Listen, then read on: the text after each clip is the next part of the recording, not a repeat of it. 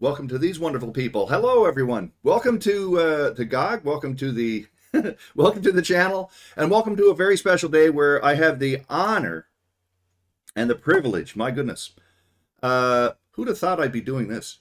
To speak to the co-founders of probably of one of the most important, influential game development companies ever, Sierra Online, Sierra Entertainment, who, of course, my God, responsible for some of the biggest game franchises in history, from King's Quest and Space Quest and Leisure Suit Larry, Police Quest, Mix Up Mother Goose, on and on. Quest for Glory, Gabriel Knight, Half-Life, even Half-Life. Yeah. The Dr. Brain series. My goodness, Phantasmagoria. It's like it just that one. just on and on and on and on. And also this particular game that they've been working on, they've recently released, which is a modern revival of the game that probably started Sierra eventually, and actually promoted the whole genre of adventure gaming and everything else that goes right back to 1976 and Colossal Cave. Will Crowther's amazing project, a little project, and from 50 years ago. My God. But anyway, it's my very humble pleasure to introduce to you Ken and Roberta Williams. And hello. Hey. Welcome Hello, to the Kilgore, and thank you for having us. Oh, It's a my pleasure. My pleasure. Thank It's pleasure. I guess the best thing to do. I mean, we could start. There's so much to talk about, but the best place to start is actually, I think, at the very beginning. If we look at the your introduction to the game, Colossal Cave, we're actually looking at the introduction to your whole career in game development and Sierra and everything. How did you get started in this whole endeavor of working in the game industry, going right back to Colossal Cave? Well, I think I'll answer that because it kind of started with me, I think, before Ken even. Mm-hmm. So I'm not just, interrupting or anything. But, Yeah. it started because Ken actually was more in the computer business and programming back in the late 70s, early 80s than me, although I did have some experience doing some computer operations and some programming. But he was basically the programmer in the family. And I had just had our second child and was not working and looking for something to do. And Ken was doing some night work besides his usual job and brought home a teletype machine so that in the evenings he could get into the mainframe computer at his nighttime work and work from home, which was a novel concept then. Yep. Not so much now. But so the teletype machines really helped that. And one day he was just messing around in the server of the IBM 360 mainframe at the corporation where he was doing his nighttime work, messing around, and he found some games in there.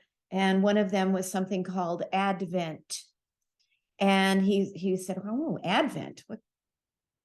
And it was in there between another game called Star Trek and another game called Football. He checked out the Star Trek and the football first because he had no idea what Advent was. Right. And then finally checked out. And those were just text, by the way. I remember Star Trek. Yeah. Yes. And in fact, all games, I think, then were basically text. Yep. I'm not even sure. Well, I think you already. There was no graphical capability of any of the things back then. I Yeah. think you covered the universe of games. Sure if Pong was around then. Oh, that came much That came later. later. Okay. Because that was just a little, the Yeah. little. Well, even Pong on the television was like in the early Yeah. 70s. So, well, this was a 1979, early 1980. And so he said he checked on it what this Advent was, and it turned out it was kind of like an interactive story. At least that's the way it seemed. And of course, it was in text as well. And and on a teletype machine, you were using rolls of paper. It was almost like kind of like not even a printer, really. If you ever seen a calculator with a little paper in it, it was like that, but bigger, Right. and with a keyboard attached to it. And so the way that you would play it was that you would type in with a little keyboard that was with the teletype machine. You would type in 1 or 2 word commands into it, and then it would respond back to you, all typing out on that roll of paper that just kept coming out. And it turned out that it was like a story, and but yet with the commands that I could put in, 1 or 2 word commands, I would direct. Well, he showed me what I skipped ahead. He showed me this game, Advent. After he saw what it was, he thought that I would probably like it and would give me something to do, since I'm not really working at that point and I have 2 little kids, and he thought I'd like it. And I did.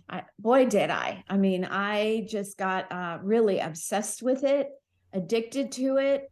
It was, to me, it seemed like an interactive story. And I'm very bookish and love stories. I've always been very story oriented, very creative, and it just caught me and just pulled me right into it. And it turned out it was an exploration of a magical cave, and with treasure and magic and just tunnels and chambers. I could go in and explore and keep exploring. It's a bit of like spelunking, I guess you'd say. Well, it is spelunking. And I got pulled into it and just loved it and played it. I don't know, it seemed like it was quite a while, and go to bed at night thinking about it and getting stuck somewhere, not being able to figure out where I was, or in a maze, and how do I get past this? Eventually got through it. And then I decided I was going to go for the maximum points, 350 points. Went back in and had notes, taking notes, and I had mapped out the whole thing, and graph paper, had all my maps. But when I was ready to go for the 350 points, it wasn't when I started playing, it was just exploration, trying to figure it out. I already figured it out. I already knew what everything was. But then I had to go back and with a strategy of how to get 350 points, which was completely different. I did that. I got my 350 points. And once that happened, I wanted to do more of this. There wasn't really anything like Colossal Cave at that time. This would have been like January of 1980 at this point. And I just sat down. I just was compelled. It was an impulse. It was just something I had to do. I just got a bunch of big pieces of paper, and I had some ideas. One of them, it was a murder mystery. And I always loved the game Clue, the board game, and just, murder mystery stories, Agatha Christie, whatever, which was very like Clue, that kind of old fashioned feeling. And I put those 2 together and just started drawing and doodling on these pieces of paper, ideas of a game, bringing in a murder mystery idea. And I literally had the whole game on these pieces of paper. I could just look at it. It was like a map, but the map just had all kinds of notes all over it with puzzles, and this room and that room, and this was going to happen then, and this was going to happen. Here's where you pick up this inventory item, or that was all there. I went to Ken. He knew I was doing it. I mean, he could see me, and I was literally on the kitchen table, which is a cliche, but it was true. And he knew I was doing it. And I went to him and said, can you program this for me? And this was for the Apple II. And that was our computer at the time. And at first he said no. He had something much more important to do, and that he was working on his own project that he thought was going to be it. That was going to be the company we're going to do. He wanted to really get into the personal computer business. He knew it was going to go somewhere. I knew it was going to go somewhere. And I was just like playing around, doodling around, but I came up with something. And I kind of looked at it, this map, and said, there is a whole game there. There is a whole game there. Yeah. But where I knew a little bit of programming, I had not the skills to do that. And he was doing his plan. His idea was to do Fortran for, the language of Fortran, like BASIC, or COBOL, or I did assembly Fortran or in school, whatever, yeah. Yes. And it was he was putting Fortran onto the Apple II computer. That was his idea. And he was working with a programmer buddy to do it. And so they were working weekends and nights together. And he said, "No, I'm busy. I got a day job. I'm doing Fortran. I don't have time for this." And I kept kind of begging him, sort of, I'm a wife, I guess you might say, nagging him. But I was like, please, please, please, at least look at my map. Look at it. He wouldn't do it. No, because I think he thought if he did, he'd get sucked into it. He didn't want to get sucked into it. So this went on for a couple of weeks. And finally, in my mind, I thought, I've got something here. And I felt very strongly, this was really, should pay attention to it. He felt strongly about Fortran. And so I think he was looking at like Bill Gates, who, if I may have it wrong, but who had put BASIC. Yeah, he did Visual. It wasn't called Visual Quick Basic. It was Basic. just Basic. Or wasn't it? Was it Quick Basic or something? It was a simplistic name. It was like Basic or who knows. Then there was DOS, and that had started Microsoft, and Microsoft was still small at this point. QBasic, QBasic, I think that's right. Okay, and she had or GW anyway. Microsoft now. Did I? Yeah, she screwed us up into the little games market instead of the market. Yeah, from that Fortran, and onto a little game. Yeah, we might be bigger than Microsoft. Well, I remember back in the day. I mean, you would probably recognize this. That I mean, there's a general consensus or a general perception of gaming at the time that it was really just a trivial little thing. I mean, it's like it's just stuff you're just wasting your time with. But there's more serious things that you could do. The big stuff with it. The big things, because that's what the important things. The really important things. So, and I just finally said, he's got to listen to me. And we had 2 little kids, and I got a babysitter. I surprised him. We had a favorite restaurant we liked. We were living in Simi Valley, California at the time. And I made an appointment. It was a Friday night, and I made a reservation at this restaurant. It's called the Plank House. I don't think it exists anymore. A steak place. And I arranged a babysitter. We came home from work. I said, I asked him, I said, make sure you get home a little bit early.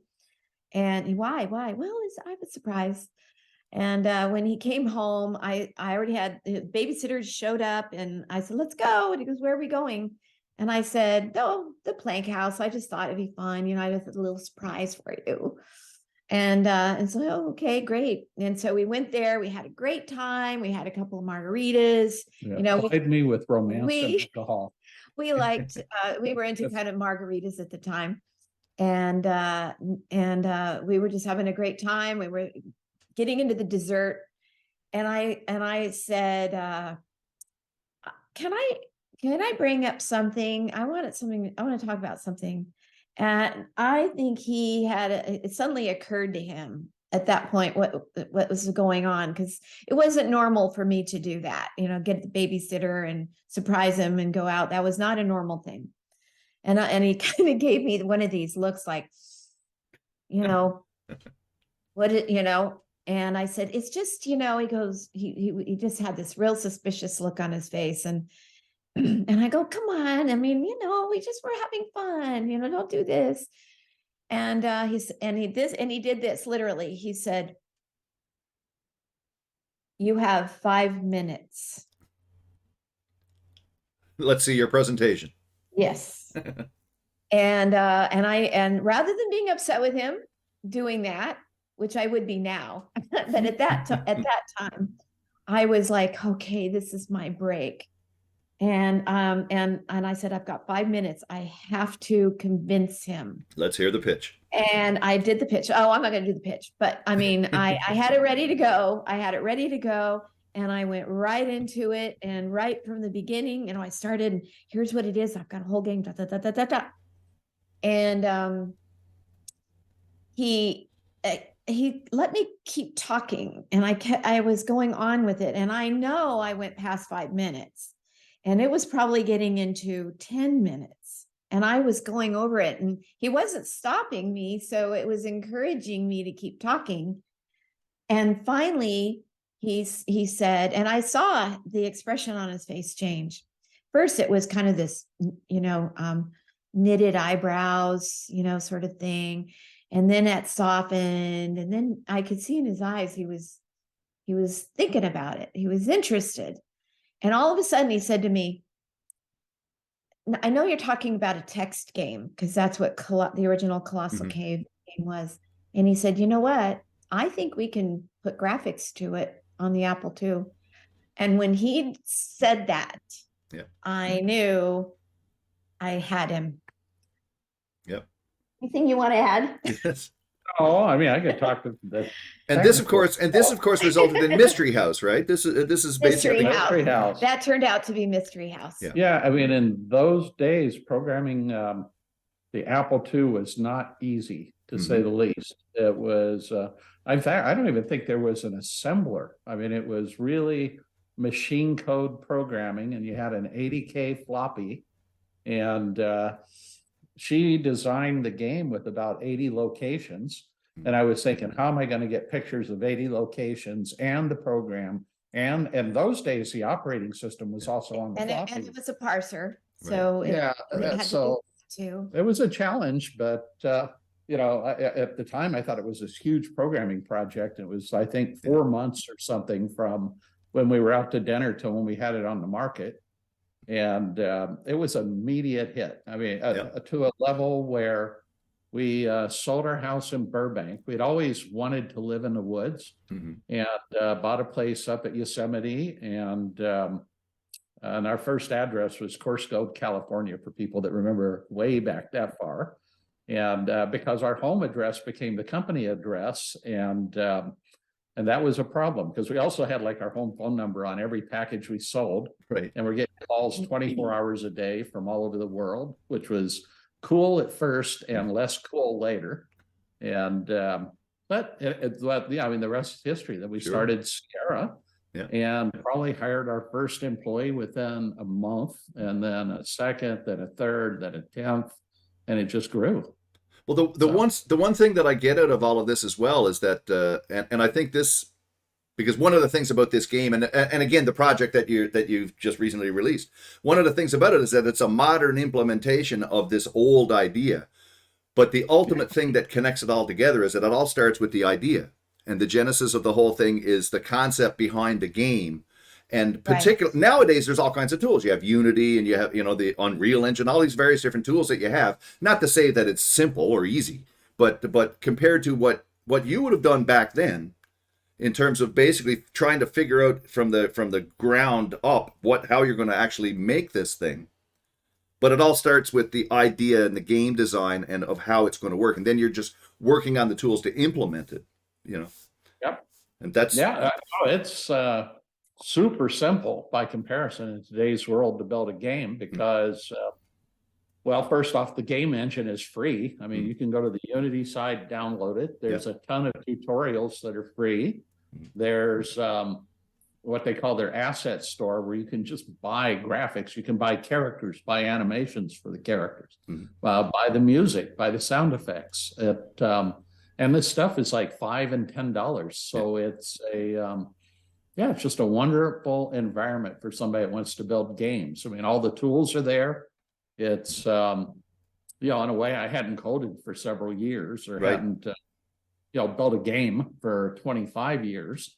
So, being able to download, learn, and spin up to speed to build a professional product in a few months was impressive. I was, and it wasn't just, I mean, that's what everybody does these days. There's a lot of kids out there that are following the same path and building games. Yeah, and that's a good thing. I don't want to sound like I'm disparaging it or anything, because it's true. The fact that those tools are out there for anybody to look at and anybody to work with, so that if you have an idea for a game, you can do it.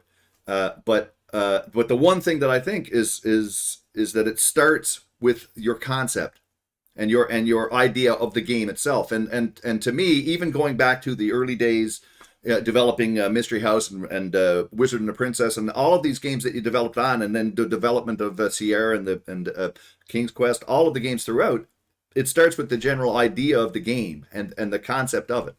And you had to even sell it to your husband to be able to get the whole thing to go, you know. Well, he was really convinced that doing a more serious product like, a computer language Fortran for the Apple II. Yeah. And it wasn't even thought of the PC yet, Mm-hmm. was much more serious. And that's the way to go if we're going to start starting a little business into the personal computer realm.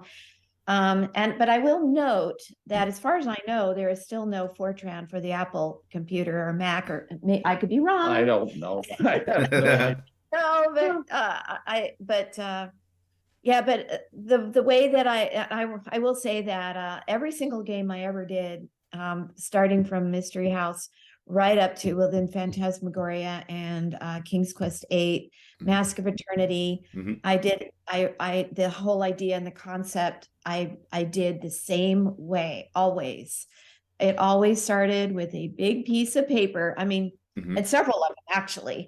And I would just start by circles of, okay, well, I'm going to start here, and this is this. I mean, I already knew the basic story that I wanted to do in my mind, and I would kind of type out a page or something of what the story will be and the goal. What is it you're doing, and who are you exactly? Right.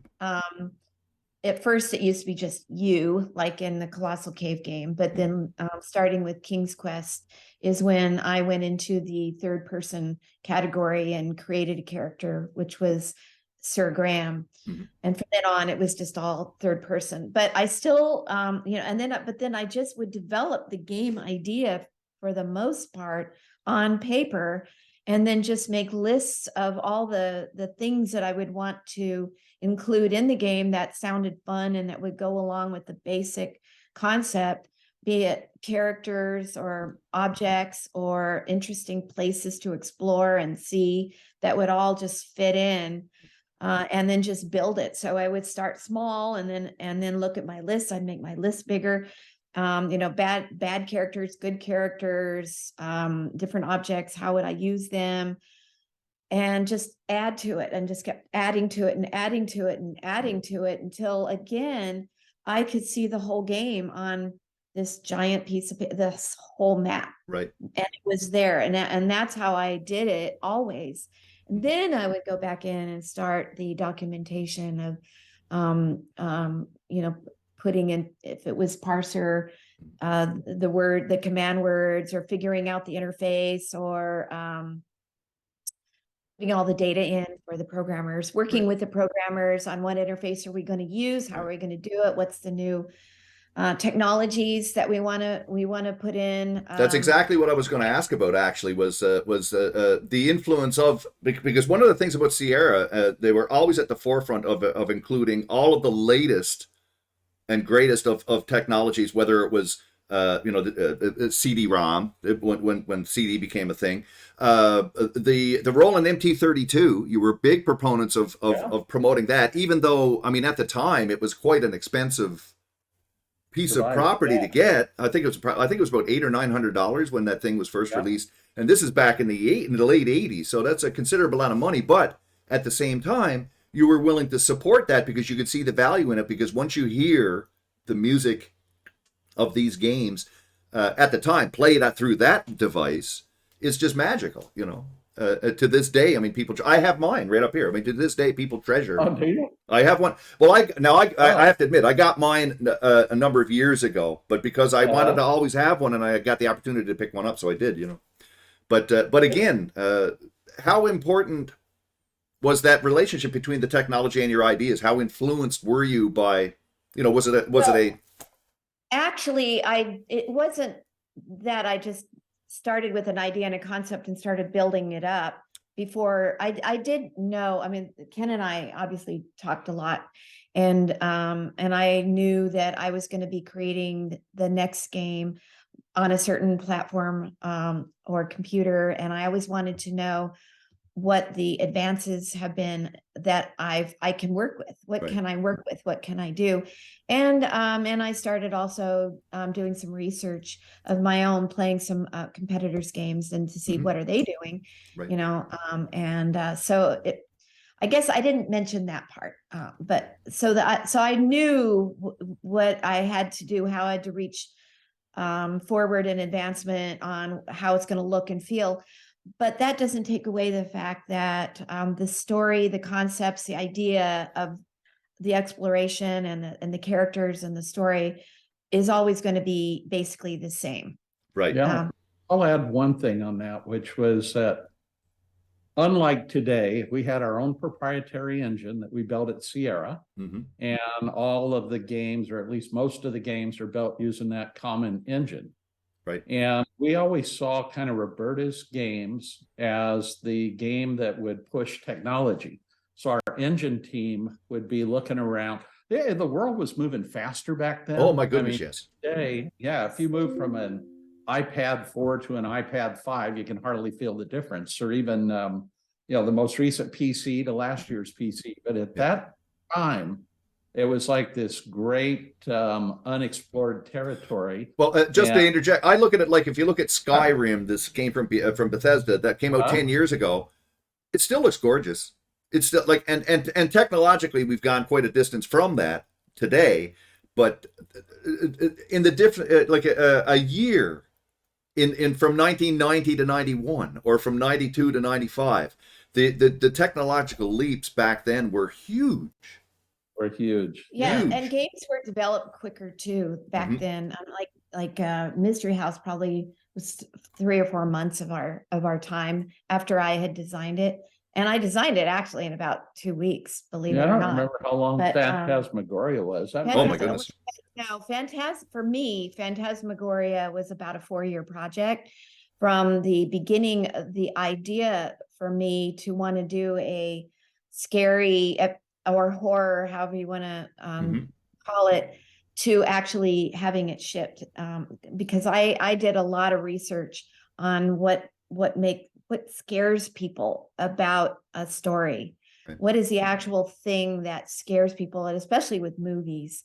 And because my whole goal was to see if a computer game can actually scare you. And that was my challenge. But from beginning of the idea to actually implementing it, because it was really technologically ahead of everything, Sure. and then putting in actors into a 3D rendered world and everything that we did and shot it, and yet keeping it as a game rather than just an interactive movie. Right. It was about 4 years for that one. Mm-hmm.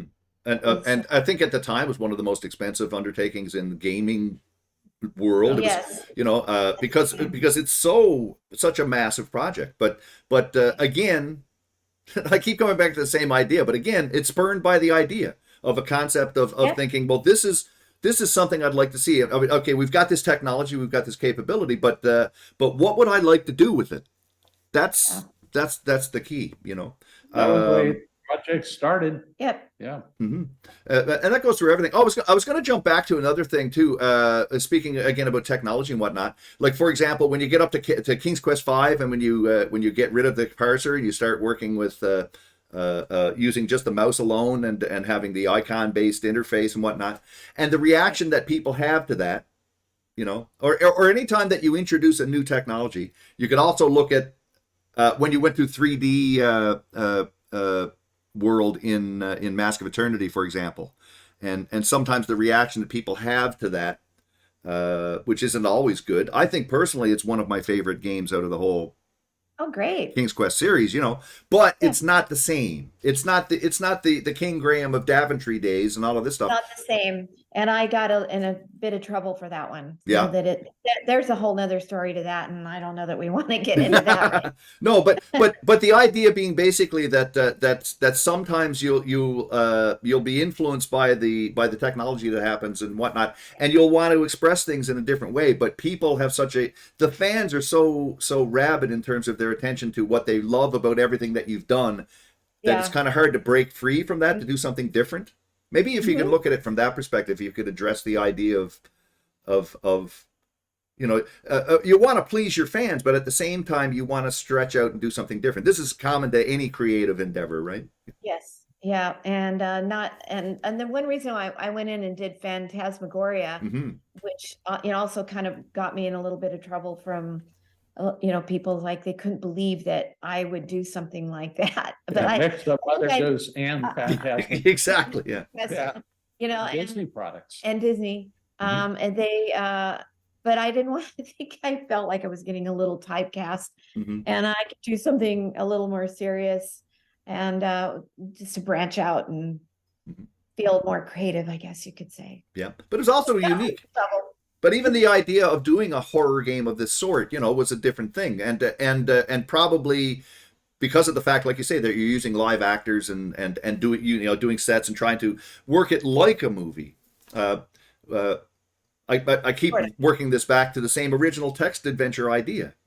Is that in the difference with the text adventure, it's all happening in your head, but it's still an interactive story. It's ultimately it's a story, but you want to be able to do things that you can interact with. And that's what makes Phantasmagoria so great as well. It's the same thing. The key is that they are stories. I mean, even Colossal Cave doesn't have a strong story, but there is a story to a certain extent.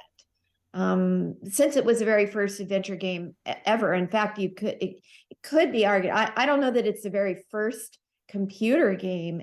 Maybe, I don't know if Star Trek was there first, or I'm not really sure, but if it's not the first, it's among the first. So ideas like putting story in was still a little bit not thought of yet. But the one thing that I have learned in working with other designers, because one of my jobs was to help train other designers for Sierra Online, was I would take writers. I have, like Jane Jensen. Yes. A great writer, and she turned out to be a great adventure game designer as well. But there were some others that I was working with to train them how I do it, how to do it. And writers, I have found, they love the story. They're very, very good with story, which is great. But they had a hard time being able to make a story be interactive. Mm-hmm. How do you break away from the linearity of a story and just let people explore and make their own decisions about where they want to go, without making it like, those interactive storybooks where you start reading a story and, well, do you want to go through that door? In which case, go to page 5, or do you want to go down the stairs? In which case, go to page 10, or whatever, which is just branching off. And to me, that's not really a game. And so I had to teach people how to, you got your story, that's great, but now how do you make it interactive in a game way? And that's the hard part that I think I might have been at least somewhat, to get a little bit of credit, I guess, for figuring out how to do that. And with Phantasmagoria, that was the hardest to do because the story was so involved, and how to break it down into interactivity as a game, as opposed to cutscenes. One cutscene after another. The other thing is that people often talk about how they want open world, an open world game where they can basically go anywhere and do anything. And that's like the other, that's yeah. If you think of like a pendulum swinging, there's the one where, the story is everything and you just can't hardly get away from the story, and your filming of it or your animation of it and cutscenes and stuff, to, we can go anywhere and do anything. And then you lose the story. There's no parameters. There's something in between. And I always thought that our adventure games were kind of that in between.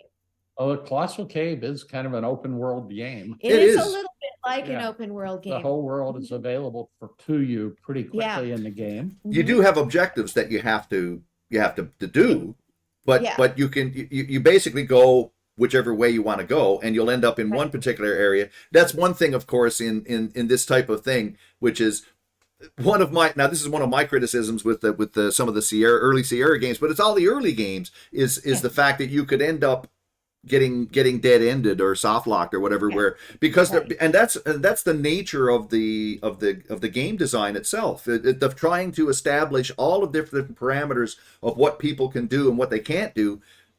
But oops, we didn't get this link and not go. Like in Colossal Cave, redoing it as we did, remaking it. There at the very beginning, that you're in the forest in front of a little brick building, and there's a road, and the road ends right there, but it goes behind you. And even in the original Colossal Cave, you can turn around and go back, behind you and down the road, instead of to the little building if you want to.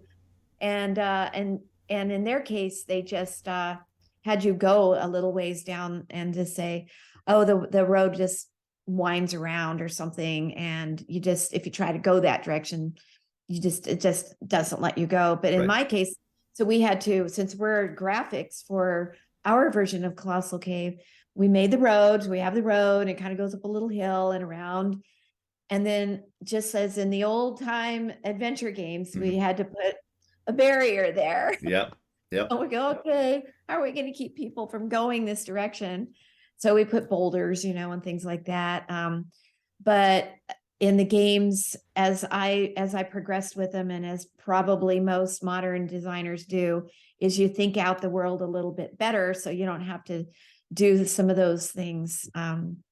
Let's just put some boulders there, but a thick stand of trees, or something like that. Try to be a little more creative. Actually, when we were talking there, yesterday, we mentioned this, that I noticed some of the reaction to this version of Colossal Cave that you've done, especially from a modern audience, is that you could be going into it expecting that you're going to see a modernization of this game, but it's going to be basically fully like of today. But when you play it, especially if you're familiar with the older style of gameplay, you realize that this is really just a modern implementation of the old idea. And I think that was your premise from the start, right?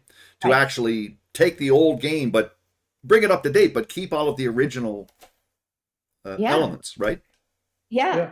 I mean, we were trying to bring the old game to a new generation, not to design a new game. Right. It's a game known by, we would have got clobbered, I would think, if we didn't match all the walkthroughs that are out there, the hints that are out there. There's people that are passionate about the game, to say the least. Right. And people seem to like it. It's turned out well. It was ahead of its time in an awful lot of ways. You mentioned getting killed in the game and having to start over.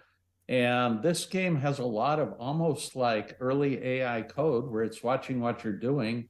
It's constantly looking at all the different puzzles and whether or not you can complete the game. And if you get yourself in a situation where you can't win, it'll kill you off or do whatever it's got to do to kind of put you back to a winnable situation. Right. And it does. You've seen resurrection. If you get killed, it offers resurrection, charges you a few points. It's got a lot of, for being when it was done and having no road model to go on, or no roadmap, he did a cool job. He thought up a lot of and this is Will Crowther when we say he, and I want to give full credit to Will Crowther and then Don Woods a little later to this game. It is their design. It's not my design. But there a lot of the play, the gameplay that's in it, they thought up. And a lot of those have gone forward in today's game. Some of them have been maybe jettisoned a little bit. I don't know about mazes. I didn't really do very many mazes in my games. Right. After that, so there's a couple I can remember, though, I must say. Yeah. Oh, yeah. Probably some. Sure. But Sure. But they, they thought up those ideas, and having a character attack you, that was something that they thought up, and then you had the ability to try to, attack them back. And the idea of inventory and gathering items and using items. And so I think some of that also came from Dungeons and Dragons, because Will Crowther was really into Dungeons and Dragons. And so he took some of the ideas of that type of game to put into Colossal Cave. So he took all different kinds of ideas. Mazes probably came from the idea of actually spelunking in a cave, as he and his wife were big spelunkers. And as to anybody who doesn't know what a spelunker is, it's somebody who likes to go caving, explore caves. Well, and also even back then, I remember even just doing, buying books with mazes, just with a pencil and drawing through mazes and trying to find your way through, so it was a common thing. Yeah. And I mean, the old labyrinths, and even, if you look back into Europe, and in maybe back in even to, I don't know, the 1800s or whatever, of the hedge mazes that the aristocracy would put in their big, they don't wear yard there, but that you could go through. So yeah, labyrinths and mazes are really not a new idea. No, at all. No. And also, there's a couple other some questions that people have been posting in the chat. I just wanted to. Have you played any of the reboot stuff that's been done for King's Quest and whatnot? There's like the Odd Gentleman did back in 2015, or any of these other versions, modernized versions of the King's Quest series. Have you seen them or? I've taken a look at them, and I did play the reboot of the very first one that they did, the Odd Gentleman, right? And I played that one. I thought they did a really good job. It's not. I didn't go on and play them after that, but I thought they did a good job on the first one, and I enjoyed it. But I think we probably were in our boat and circumnavigating at the time or whatever we were doing, and lost. Didn't do it, but. Yeah. The other one was what's your favorite King's Quest? Into two categories. I would put down King's Quest 4 because of adding Rosella, that I thought was a really great character and added a lot to the King's Quest story, and to help build the family. I kind of wanted to build this family for King Graham. And so, like many times, like some of the series on TV we watch now, when you have your characters and then there's a family and then they can go forward and that sort of thing. So, and also to help bring in female players, which was really important to me. I got a lot of fan mail at the time with many young girls and women and older women and of all sorts of ages, sizes, everything. And they loved my games. And I think I got about as many fan letters from them as from guys. Right. And I saw that there was a need to do that it was beginning to be not fair. And so from that standpoint, I did that in it, and got a little bit of negative feedback out there to do it. And even from our companies, marketing and sales were a little bit, worried that I did that. And they said, well, most computer game players, and it was computer games at that point, not video game, because everything we did was on computers. Right. That we're gonna lose players if I do that. And I thought that was just silly, because as far as I was concerned, King's Quest is a story. It was going to have a family. I wanted them to feel empathetic towards the family that I'm creating, and the issues and problems that they have to deal with in the Kingdom of Daventry. And it didn't make sense to me that if I have a princess that's born to King Graham, that she can't go out and have her own Right. adventure. It just didn't make sense to me. It would fit in with the story. It would fit in with everything. And it did. Yeah. It did. And so I love that. And then and King's Quest V, I just thought was a really fun game. And but that's where I changed the interface from parser to the point and click and the icon based. Yeah. And I also got in trouble for that one too, for doing that, because that was, how could you leave the parser? I mean, How dare you revolutionize the whole format? You know? And I just saw that people trying to play, like my parents is a good example. I wanted my parents to play my games up to that point, and my dad was not good with the keyboard at all. And my mom was pretty good with it, but they didn't have any idea what to type in. And it was almost back then, to deal with a parser, you almost have to kind of understand the language of the parser, how you do it. It's got its own strategy itself. And they didn't want to learn that. They just wanted to get into the game. Sure. And I could see, and not everybody types well. So they were like just doing this, and then you had to spell words right and put in synonyms. I remember I had to put in misspellings of words that were commonly misspelled. So you had to think of all this stuff. And I said, we got to simplify so people can just get into the game and play. Right. And so the challenge for me was to take, an adventure game is pretty complex. It's very complex. And to take this complex idea with all the programming involved and all the characters and all the things you could do, and with a parser, it gave a lot of freedom to players to want to do what they want to do and go where they want to go and say what they want to say. And it was I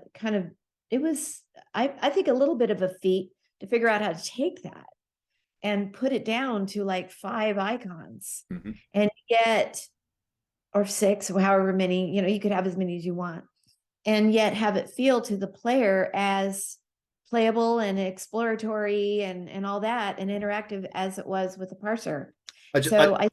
Sorry, I just saw a comment in the chat that someone mentioned that they learned English from playing Leisure Suit Larry. A lot of people did. Yeah. What kind of language? Exactly. She was talking. I was wondering when, if we were going to do another game, if it would be fun to try to use Chat GPT and put parser back into games. Oh yeah, because all of a sudden you really could type anything. Oh, she says no. No. Well, one of the things I was going to say was that again, this also would like it, but yeah. Yeah, exactly. Of the purists, certainly, and people who really came from the era and whatnot, of course. But I was going to say with reference to the technology influencing the games, part of the reason why the text adventure was what it was because, well, that's what you had. You couldn't do the graphics, so you had to do it in words, in language, and spell it out. And then, of course, the technology developed. So nowadays, we would still be using text? No, because we have all these other different avenues, and hence, Colossal Cave, of course, the version that you have now, which is an updated version of that original game.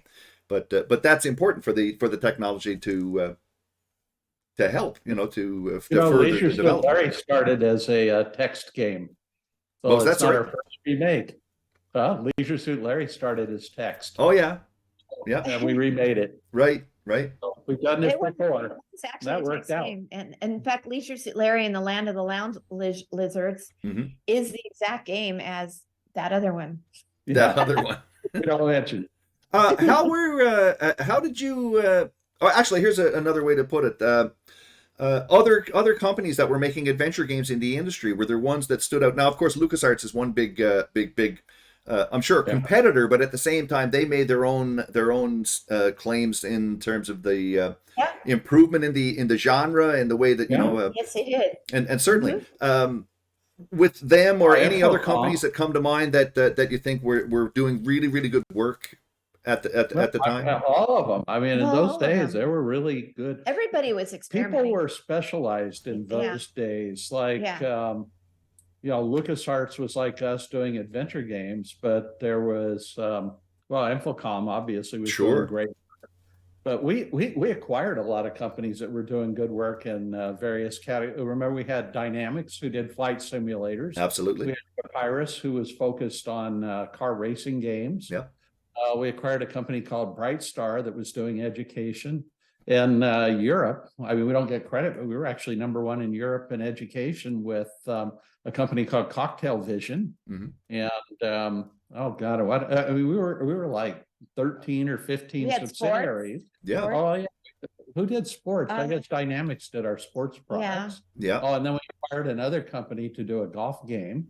So we were kind of everywhere. we Yeah. were kinda- Baseball and We get, baseball, football, basketball. yeah, Yeah. I think we get typecast as Sierra was just an adventure game company, in which Right. it was at the beginning it was, but it quickly, we went Yeah. all kinds of directions. pinball, Huh? Yeah. pinball, did you know, like everything. Pinball was always my Robert? favorite product. And we did toward the end, John- we acquired SubLogic that did the original Microsoft Flight Simulator. Right. We almost bought Flight Simulator, and then when the deal didn't go through, we acquired SubLogic and had a product called ProPilot, which Right. was the original version of Flight Simulator. And we would have evolved that had I And stayed the running. Aces over the the company. Pacific, Yeah. Red Red Baron. Yep. And the Correct. Sierra Network. We That- did a lot. I was going to say the Sierra Network and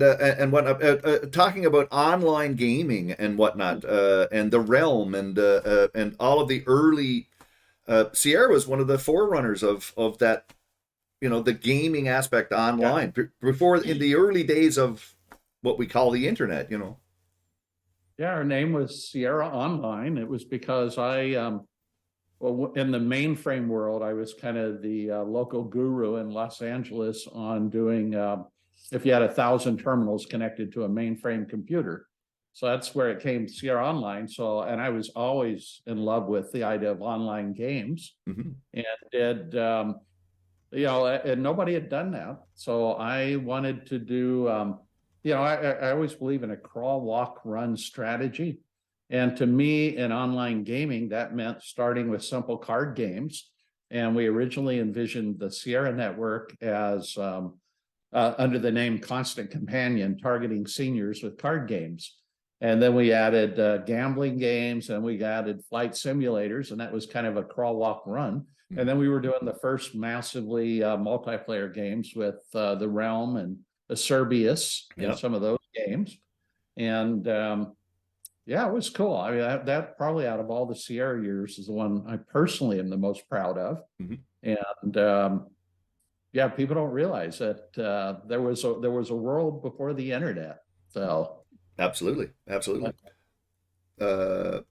Looking through some of there's tons of people asking questions about certain things. We want to see. Boop, boop, boop, boop. Let me go back here.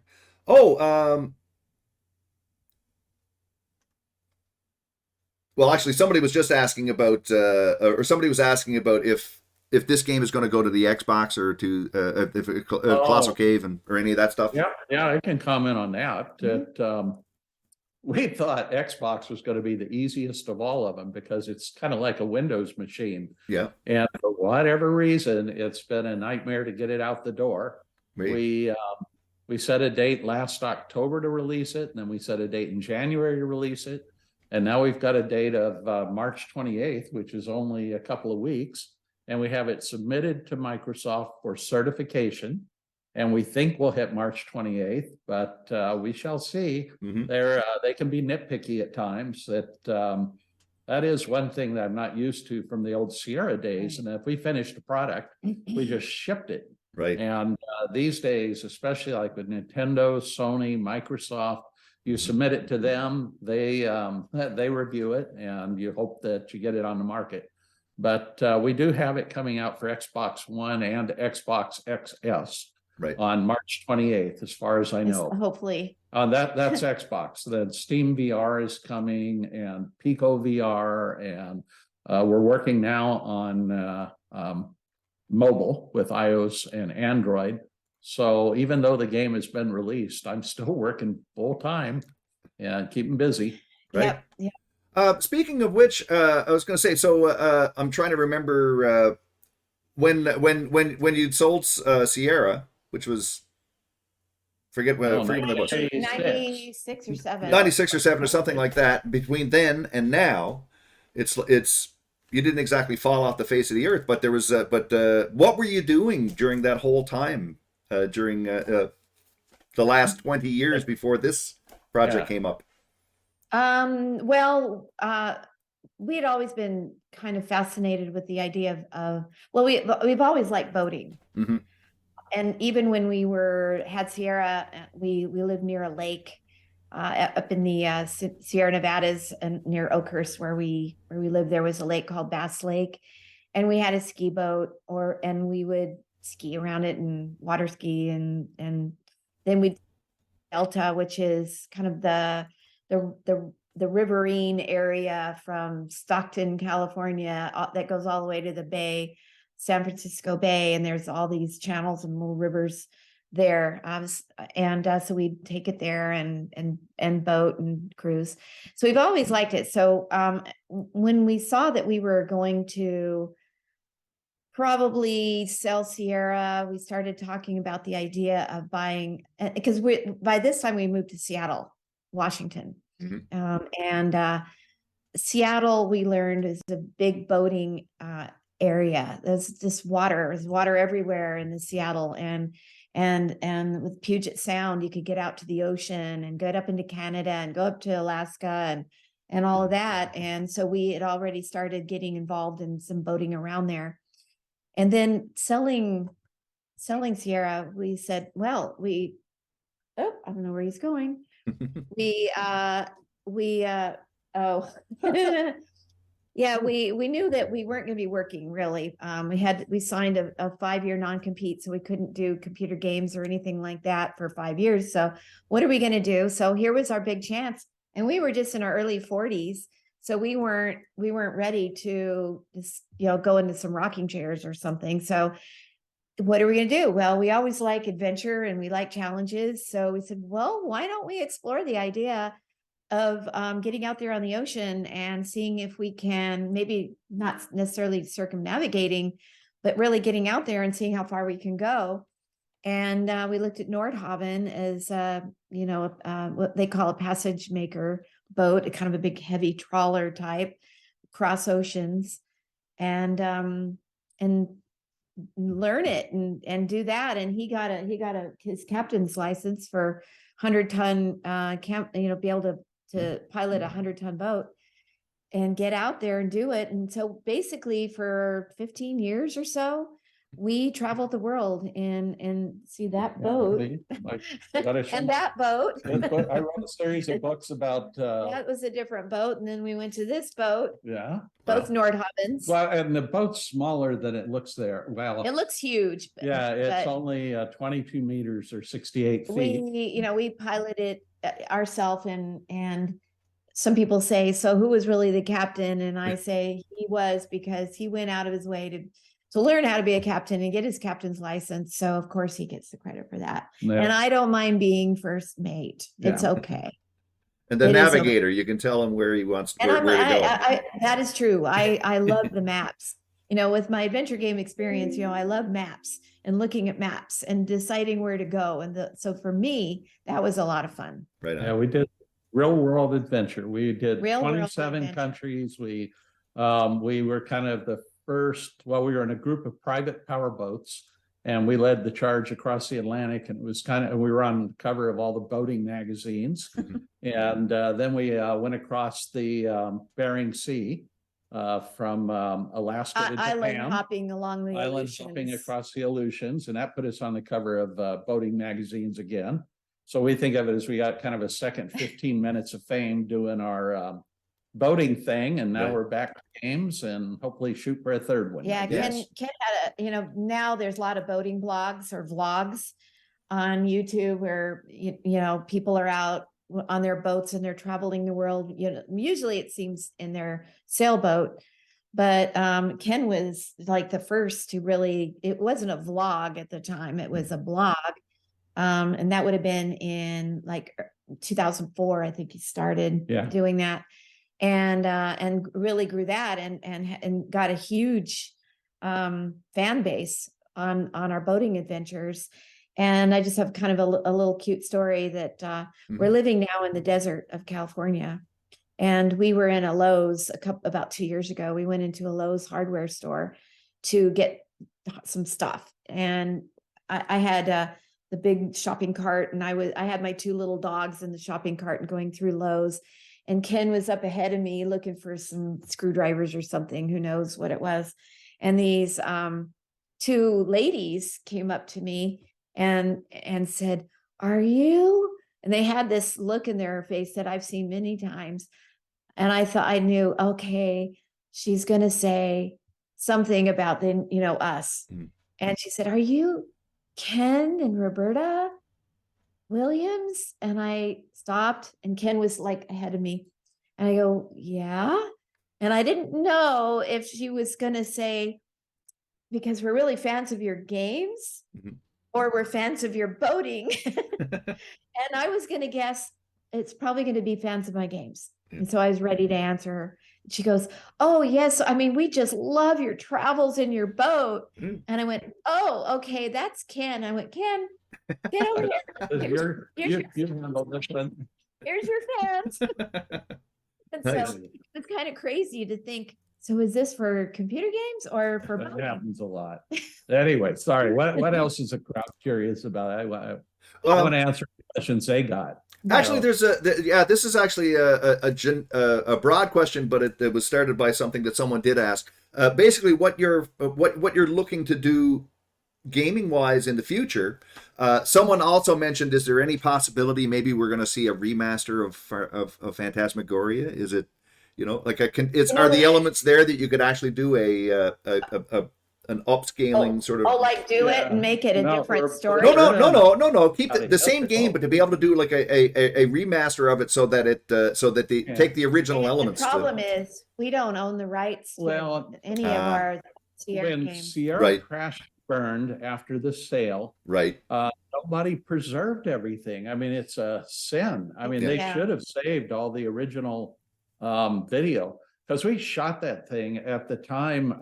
We knew the future was coming, right? And so we shot it on high-res video. We bought, I remember we bought expensive it was Silicon graphics, graphic workstations for everybody. But then in order to fit it on, I think it was on 6 CD-ROMs. Seven ROMs. We compressed it down to really horrible, pixely looking graphics. But the original was just gorgeous. was really beautiful. Fit today's world. When Sierra died, I guess they just took all that stuff and threw it in trash cans. Yeah, a lot of the original art from the games. Also, my script for it was a 550 page script, more or less 550 pages, a big thick notebook that had the whole game in it, the whole game script, including all the branching off and all the exploration, and everything. That was a design document. It just disappeared. I would give anything to have it back. And I have no idea. I think somebody took it, and I think somebody has it out there. Currently, the rights to Phantasmagoria and King's Quest, at least the characters, and then maybe not the names, but are owned by Activision, and they're in the middle of selling the company to Microsoft. Right. I know that I've talked to Phil Spencer at Microsoft, who was excited about King's Quest. Yeah. And I also talked to Bobby Kotick and another guy at Activision, and they're not doing anything with King's Quest. Right. I'm hoping that when Microsoft gets the rights, that some of there's so many great series that were in there that hopefully they'll bring back to life. I mean, I don't know if they will or won't, or if our phone will ring someday and somebody will say, "Would we help?" I have no idea. I would like to think that the potential is greater if the merger thing does happen, that the potential for the return of some of these elements and being able to actually do something with, because right now they're in a drawer, or all of this stuff. There's so many different it's sad that some companies will acquire some of these things and do nothing, Yeah, well, I can't even believe they sold the name Sierra.com. If you go to that website, it's now a lumber company or something. I mean, why? Yeah. Really disappointing and sad. That's why your book, and it explains it all. Yeah. We put up a link to your book, by the way, in the chat there as well. So. Yeah, it's I didn't think I'd ever write a book about Sierra, and it's partially responsible for why we did the game. Because this one, Colossal Cave. You'd say we defocused from gaming for over 20 years, just to we're pretty when we do something, we do it, and we dig in. And even this game, when it came time to do the game, it became our lives. I mean, 12 hours a day, 7 days a week. It still is. Yeah, it's still. I mean, most of our friends were kind of like, "What happened to Ken and Roberta? Are they dead? We haven't seen them, but even family members. It's like, where are you? Yeah. Well, you've established a legacy that's going to live on at the very least, and there are so many people. The number of people in chat who are just popping in and I just wanted to say that you guys have been such an inspiration. We love your games, and the amount of respect and admiration that you have throughout the gaming world is no, thank you. Is eternal. Amazingly honored. We definitely are very honored, and we feel very fortunate. Yeah. That we have so many people out there, and I know that every time I did a game, I thought about who I'm building this for, and it had to be the best it could be for them. Yeah. So really, thank you. Yeah, there was one thing I was going to mention as well, actually, earlier when you were talking about making your own decisions of trying to establish where you're going to go with the game and changes you wanted to make, and then some of the having to battle people for to develop different idea and whatnot. One of the problems I find today, not just in the gaming, it's the same thing in the movie world and everything else. It's so many creative decisions are made by committee. It's not someone coming up with an idea and then trying to, this is an idea I have and I think this is how it's going to work. Well, in order for us to make it work, we're going to have to test it out with a bunch of audiences, and then we're going to have to do, and instead of just having something you believe in and pursuing it, which I think is ultimately, it doesn't always work, but I think it results in the best results over time. Even if initially the response is negative, over time people realize, well, gee, that game actually was quite daring. I think thinking about movies, the movies, even the big blockbuster type with huge money behind it, is our budgets is it's there. They can be very, very good if there is a key person who it's their baby, right? They conceived of the idea. Maybe they didn't write the script, or maybe they did, directed it. If there's somebody who's very highly involved behind it, that really cares about it, and has the clout to be able to say, I'm the boss on this, I will make the ultimate decision as to how this movie goes or whatever. That doesn't mean that you don't have a huge team of people that are putting the movie together, but that there's that person who knows what this game is and has the vision. Then you can have a great movie. But when it's by committee, and so some executive producer has some idea and then hires a bunch of people to do it, and then here's the director over here and the script writers over there, and and these other people, and they're over here, and they do kind of get together and talk about it among themselves. I think that's when you don't have a product or a movie that's as good as it could be. I see that with sports teams. If you have an owner of a sports team, say the Seahawks in Seattle, and the Mariners.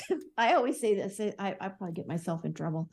Maybe I shouldn't say it, but if you have an owner of a sports team that is highly involved, Yeah, like Bomber or Cuban. yeah, like that, basketball. or Paul Allen in the day, Yeah. with the Seahawks, Yeah. that team is generally going to do very well because that owner really cares and is there at every game and is really, really cares, and has the vision. But then you have another sports team, maybe a baseball team that might be in a place like Seattle, where you don't seem to have that owner, that person that really cares. It's a little bit more by committee. Right. Maybe that team won't do quite as well. And I think that's true for everything, and that's true for a computer game. Absolutely. Yeah. That's basically the point that I was getting at. It's like, again, I sort of subscribe to the Jean-Luc Picard method of, you go to the ready room and you have all of the meeting with all of your major people, and they all say what they think, and then That's Picard right. says what's what, and everyone goes okay, and that's That's it. right. And that's the way we did and they Colossal defeat the Cave. Borg that way. That's the way we did in Colossal Cave. We hired our team, a really talented team, a great team. And but just like as we had with Sierra, for my games, I was it. I was the be all and end all and the decision maker, and it was going to be that, and that didn't mean you don't listen to them. Of course Right. you do.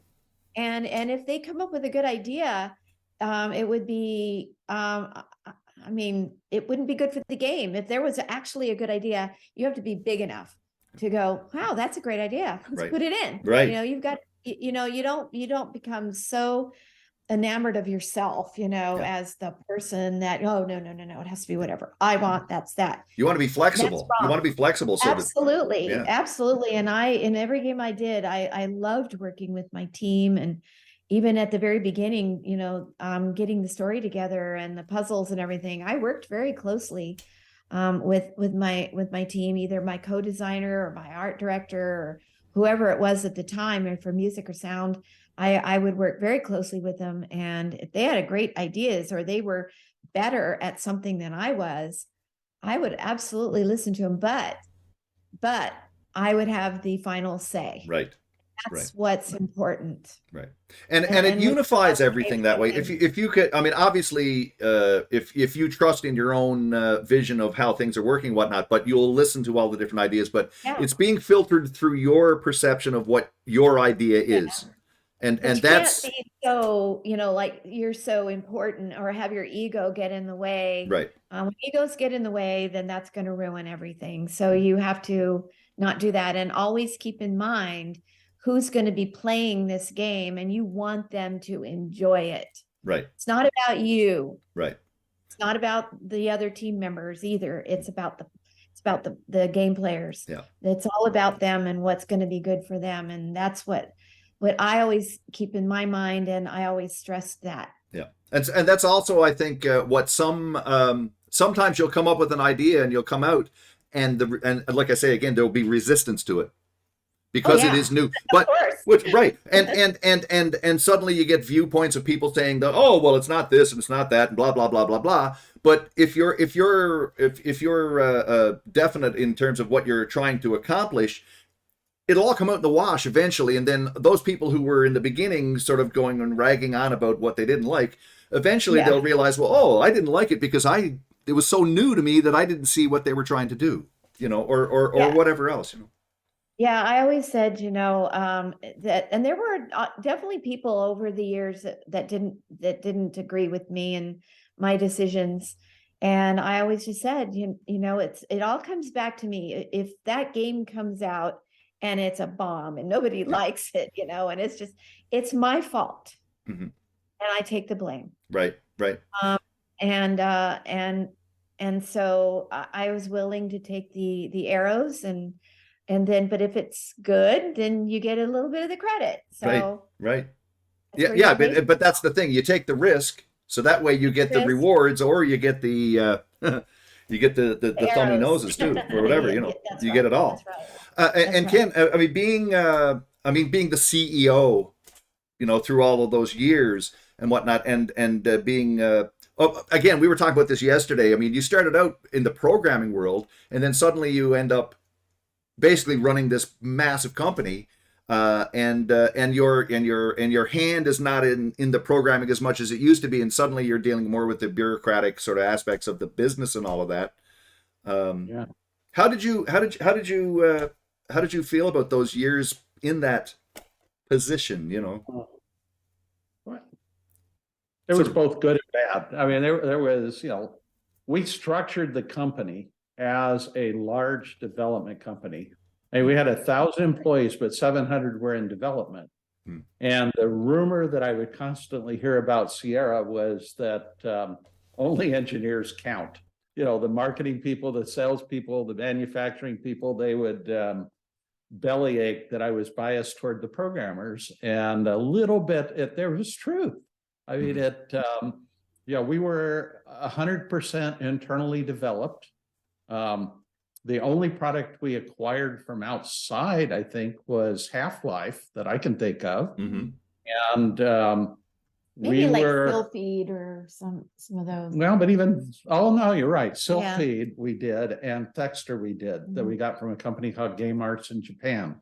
But generally, it was all internal development, and my role was to go from developer to developer to developer and try to sprinkle technology from one group to another group. Mm-hmm. So I was able to stay technical, you know, and I had a good couple of people that were right behind me, a guy named Rick Cavan in the earlier years and Mike Brochu later, who were able to do the hard work of being the bad guy so that I could spend my time working with development and marketing. Well, I wouldn't put it in that way, being the bad guy. Well, I mean, managing sometimes things. managing things, telling people it's time to get to work. Good cop, bad cop. I don't You're know. not around. Yeah, I was able to focus on the product side and the technology side. And, the only part I didn't like really was the bit of bureaucracy I did get bogged down in and writing on airplanes. Yes. We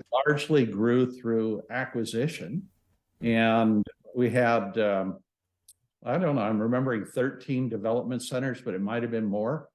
And I would want to see every product every month. So I wound up spending most of my life riding on airplanes to go to the East Coast. We had a big development group in France, in the UK, in the center of the country, on the west coast of the country. Didn't we have one in Israel? I Yeah, I one went in to Israel. I mean, it was just kind of nonstop riding on airplanes, but it was worth it. I mean, to walk into Papyrus or Dynamics and see the products, I was like a kid with a new toy. I mean, you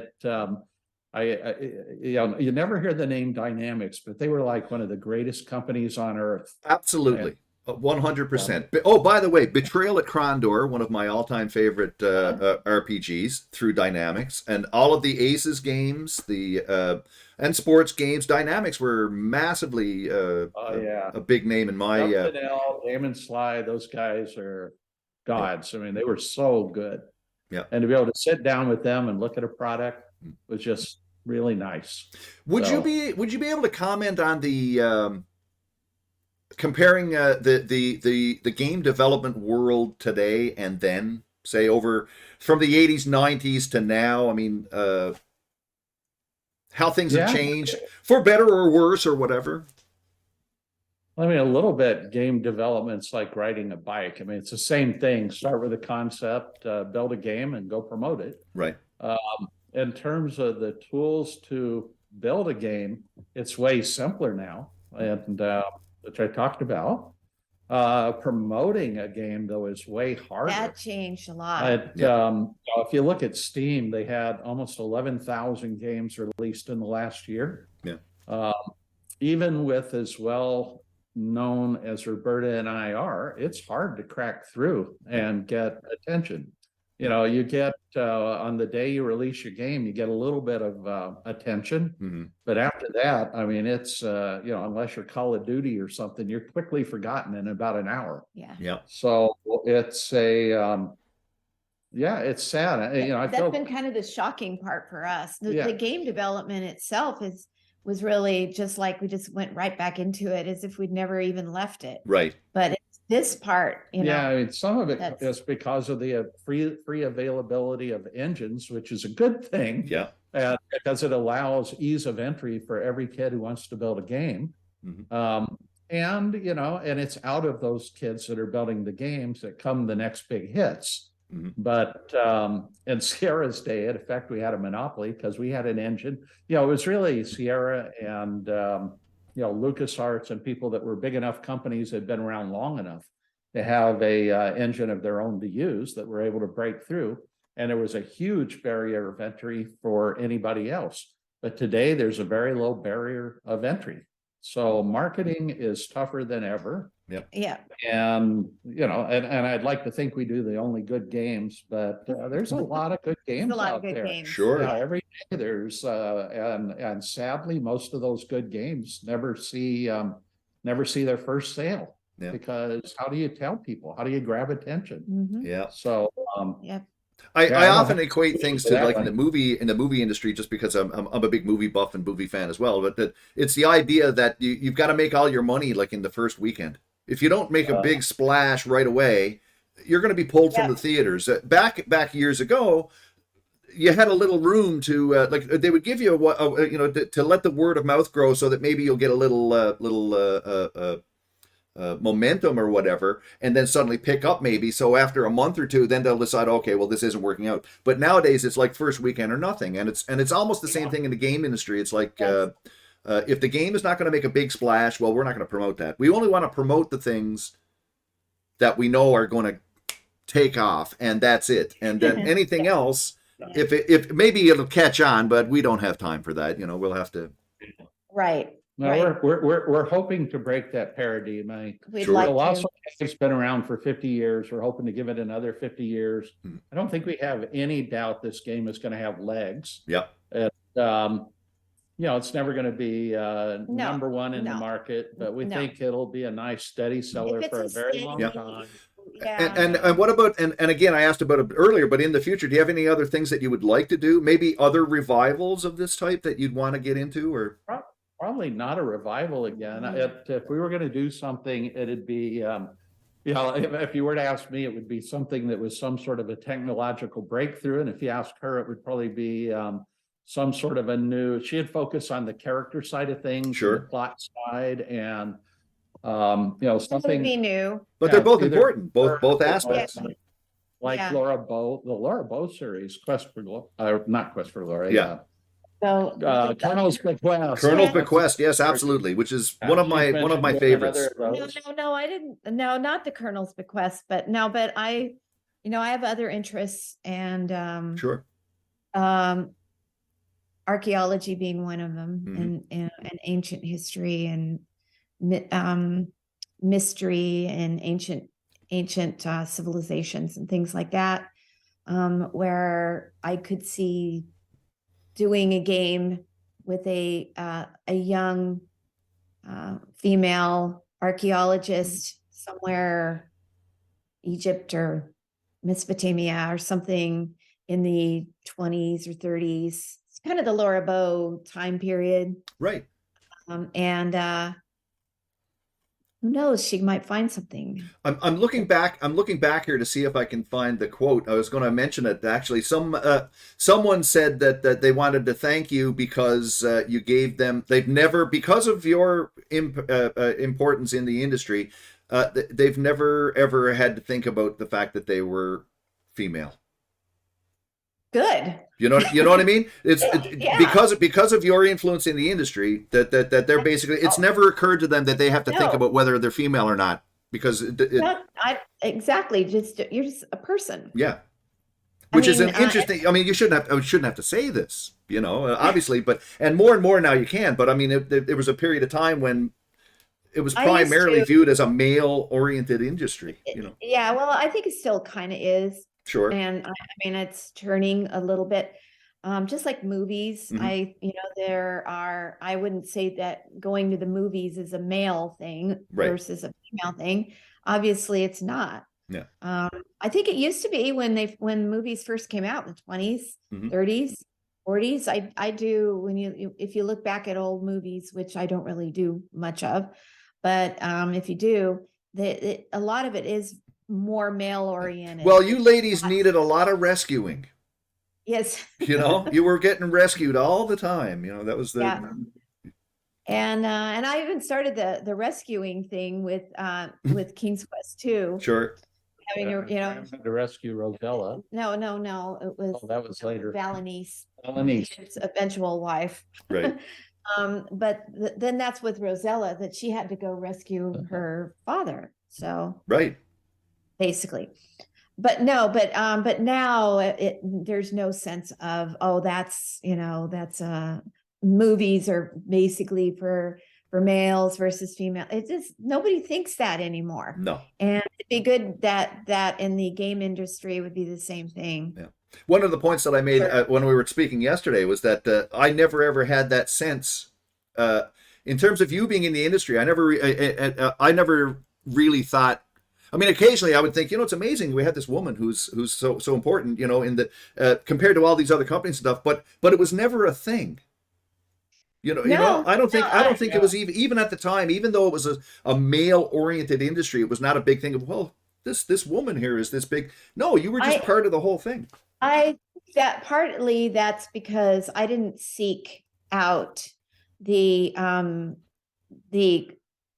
moniker or right. the queen of, sometimes even our own marketing department would say, oh, Roberta Williams, the queen of the adventure games or something. And I would say to them, no, I don't want to be the queen, because that is pointing out that I'm female. Right. And I never wanted that. Right. I wanted to be with the guys, Yeah. I wanted to be just like them. I wanted to be just a darn good game designer. Yeah, and I don't think that was apparent. You know what I mean? I mean, certainly it was a thing that you would think about it occasionally. I mean, who are some of the other women? I mean, afterwards you have Jane Jensen and like, but to name women in the industry, it's like, well, okay, there's Roberta Williams. And I think that and that's probably even still true to this day to some extent.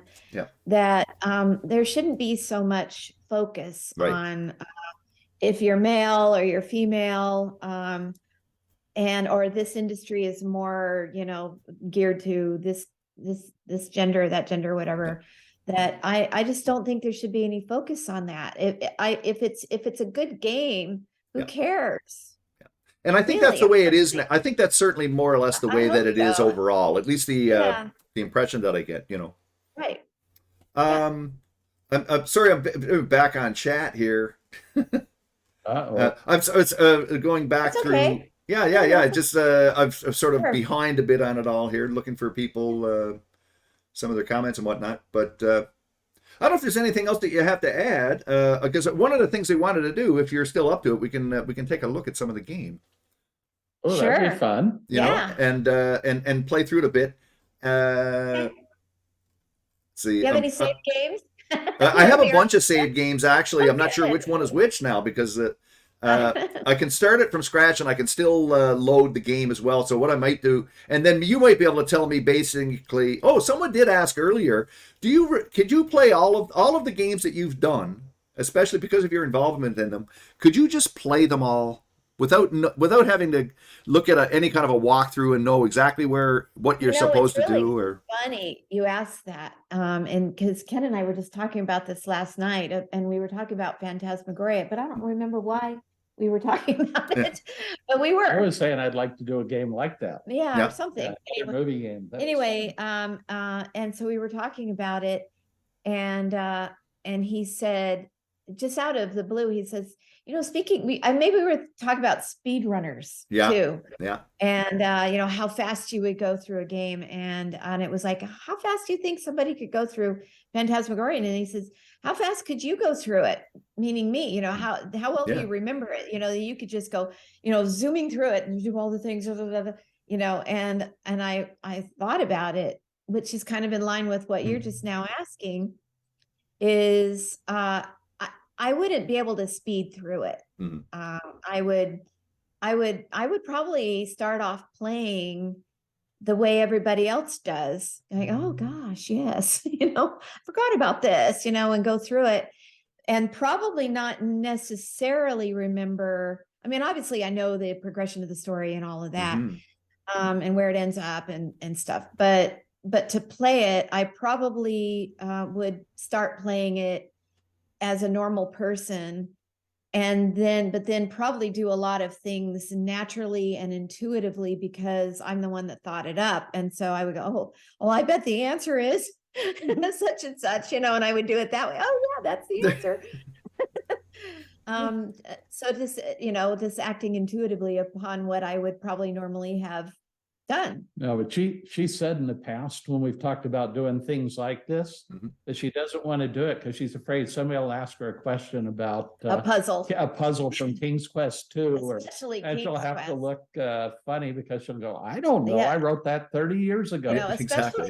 Especially King's Quest. I get there's a lot of comments, and people love King's Quest, and sometimes if I go to Facebook or whatever, and how do you get this puzzle, and I'll go, I don't know, I don't remember. Well, it's actually another thing that came up in the short discussion we had yesterday, right? And I was saying that sometimes when you're working on something, you have it completely down at the point when you're completely bored with it and you don't want to think about it anymore. Everything. Yes. And then so at that point you just want to empty your brain. Yeah, you do. And you actually do. I always said, I work on these games, and your whole life, everything is that game. It's just all in here and taking up every crevice and cell of your brain. And then when it ships, it's just like you're so relieved, and no offense to anybody. It's overwhelming. It's just so much that you just literally, usually after shipping a game, I would say to Ken, we need to go away for about 3 to 5 days somewhere, leave the kids, leave the dogs, just go somewhere. And very often we go, Palm Springs seemed to have been the place for me, because it was a warm place, and you might be just after Christmas, and we would go into a hotel room, and I would literally sleep for almost practically around the clock for 3 days. And he was just like, I would get up in time to eat dinner or something, and I go right back to bed. And I think what was happening was I was dumping all of that out of my brain. I think it was really just everything. It was just leaving me. And then I would come out of it almost like in a hibernation. And I would come out of it refreshed. And I really think that that's kind of what was happening. It was leaving. It reminds me of this is a quote about guitar players, but saying it was a guy, Tommy Tedesco, who was part of the Wrecking Crew, who recorded so many songs. Like everyone's heard this guy play guitar, and they have no idea who he was. And he said, I don't know one single giant on guitar that didn't eat, sleep, drink guitar. And I think if you're going to make a splash on anything, and you want to make it big, especially in a worldwide sense, that's your life. Then you just devote everything into it. So I can imagine. But when you're working on a game, it's the same thing. It occupies every thought, everything. And then once it's done, it just let it go, let it all go, and don't ever think about it ever again. If that didn't happen, then you wouldn't have space for the next game. Exactly. And then go through the whole process again. And you'd go through it again. Right. Perfect. Right. Someone actually, Berethraman, here's a. Are you following Crimson Diamond at all? It's a game that's heavily inspired by the Laura Bow games. I've heard about it, and I've been told to play it. And now that I'm not doing Colossal Cave, I probably will check it out. And inspired by the Laura Bow games and Sierra games in general. There's lots of. I mean, your influence. Both of your influence on adventure gaming is just it's cemented. It's rock solid, you know. I have heard a lot about that though, and I would like to check it out. I'm 45, and your CR games have transport me back to my childhood. They're so amazing. I want to transform back to my childhood. That sounds good. Yeah, exactly. I was thinking Where do we that. sign up for that? Well, It's maybe funny- not childhood, maybe to my 20s or Well- 30s. Well, there, yeah. Oh, it's like I was saying. We're good. Sorry, it's like I was saying. It's like when people say, "Oh, you know, I played King's Quest when I was a kid," and I was like, "Let me think." Okay, well, my first King's Quest game was actually King's Quest V, but that was Okay. still 1990, so I was Yeah. still 28 years old. I wasn't a Oh. kid, you know. Oh, you weren't a kid. Well, yeah, you were a kid. Well, to me, 28, you were a yes, yes, but you know, kid. but or whatever. But One of our team members that's still working with us just had his birthday today. He's 26. And I said, Happy "Oh, birthday, yeah, Darren. happy birthday, Darren." And I wrote back to him and I said, "Oh, you're just a baby." Gave me a little heart. do you play games? I haven't played any games since we started this, and it's been almost 2 years because all I did was this. Yeah. And we're still pretty much working. You know, I've been still involved with, we find one of the things we've been doing since we shipped Colossal Cave when was that? When did we ship? January 19th. January Yeah. 19th. Yeah. Yeah, okay, that's right. And you'd have the VR version coming up too, right? And we do. Yeah. Well, we already released the Quest 2 Right. VR version. And we have a greatly enhanced version of it coming out on Steam VR, Mhm. hopefully in the next month. Right. And yeah, it's just blow away. So I can't wait for that one to get out there. Excellent. Still scanning through to see if there's anything else that. Sorry, I forgot what it was. I did it. I was talking about. Maybe something will remind me. I'm in my 70s and still gaming. There you go. Good for you. Well, it's funny, but you know, when people say, I mean, it's like, you know, when are you going to grow up? And I'm like, I mean, Never. well, I figure the day that I stop playing games is like, well, I guess that's it. See ya.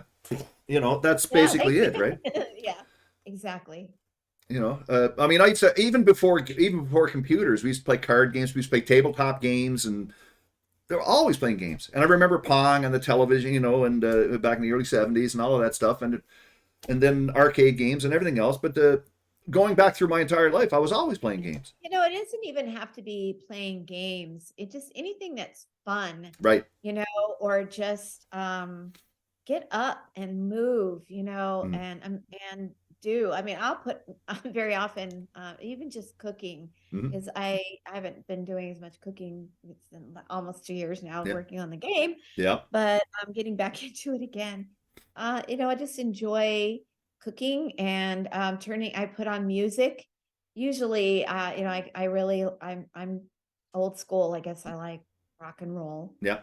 And, you know, put it on and you'll see me, Ken will come in, you know, I'm dancing around the kitchen, you know, and I just literally will get into it. My dogs, you know, are jumping up on me and stuff. And just have fun and you don't be so, you know, oh, I'm too old for this or this or that, you know, do it. Have fun.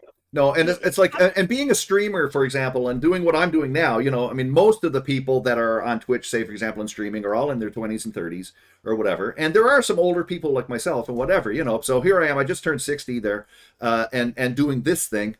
I just realized I'm starting to fade into the darkness here. I see you. And now it's probably too bright. Oh, look, I have color in my face. Oh, that reminds me, a quote that I remember hearing years ago, and I still stick to it. And I don't know why this number came up, but it's the idea that whatever music you're into and whatever movies you've watched and things that you've done when you were around 26, nothing will ever compare to that. That will cement itself into your psyche in terms of what really, really sparks you. And everything else can be great. And everything else is going to be awesome. Well, you know, that's interesting because I was about 25 when I played Colossal Cave. Yep. And now look what I'm doing. Yep. Came back. And so I guess it got in my psyche. And what music were you listening to? Probably the music that I listen to now a lot, I would Exactly. say my favorite time is early 70s. Yeah. Yeah.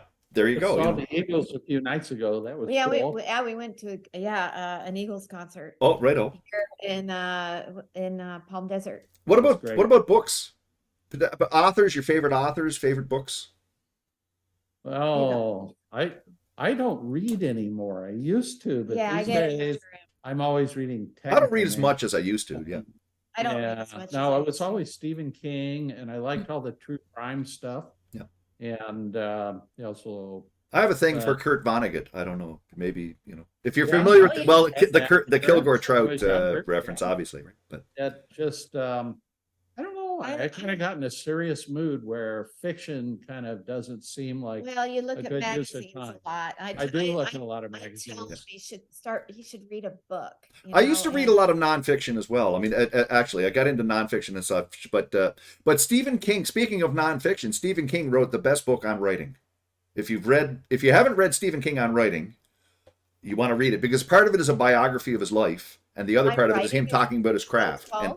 And called. it's just You called Stephen read King it, on but writing. you go ahead and find- Which one is it? What's the name of the book? Stephen King on writing, and Oh, Stephen King on that's what writing. it's called, and it is brilliant. on- It's absolutely awesome. So, yeah, when I was planning on Phantasmagoria, when I was still researching before I'd even come down with the story yet, and just trying to figure out the mechanics of scaring people. What's a pattern?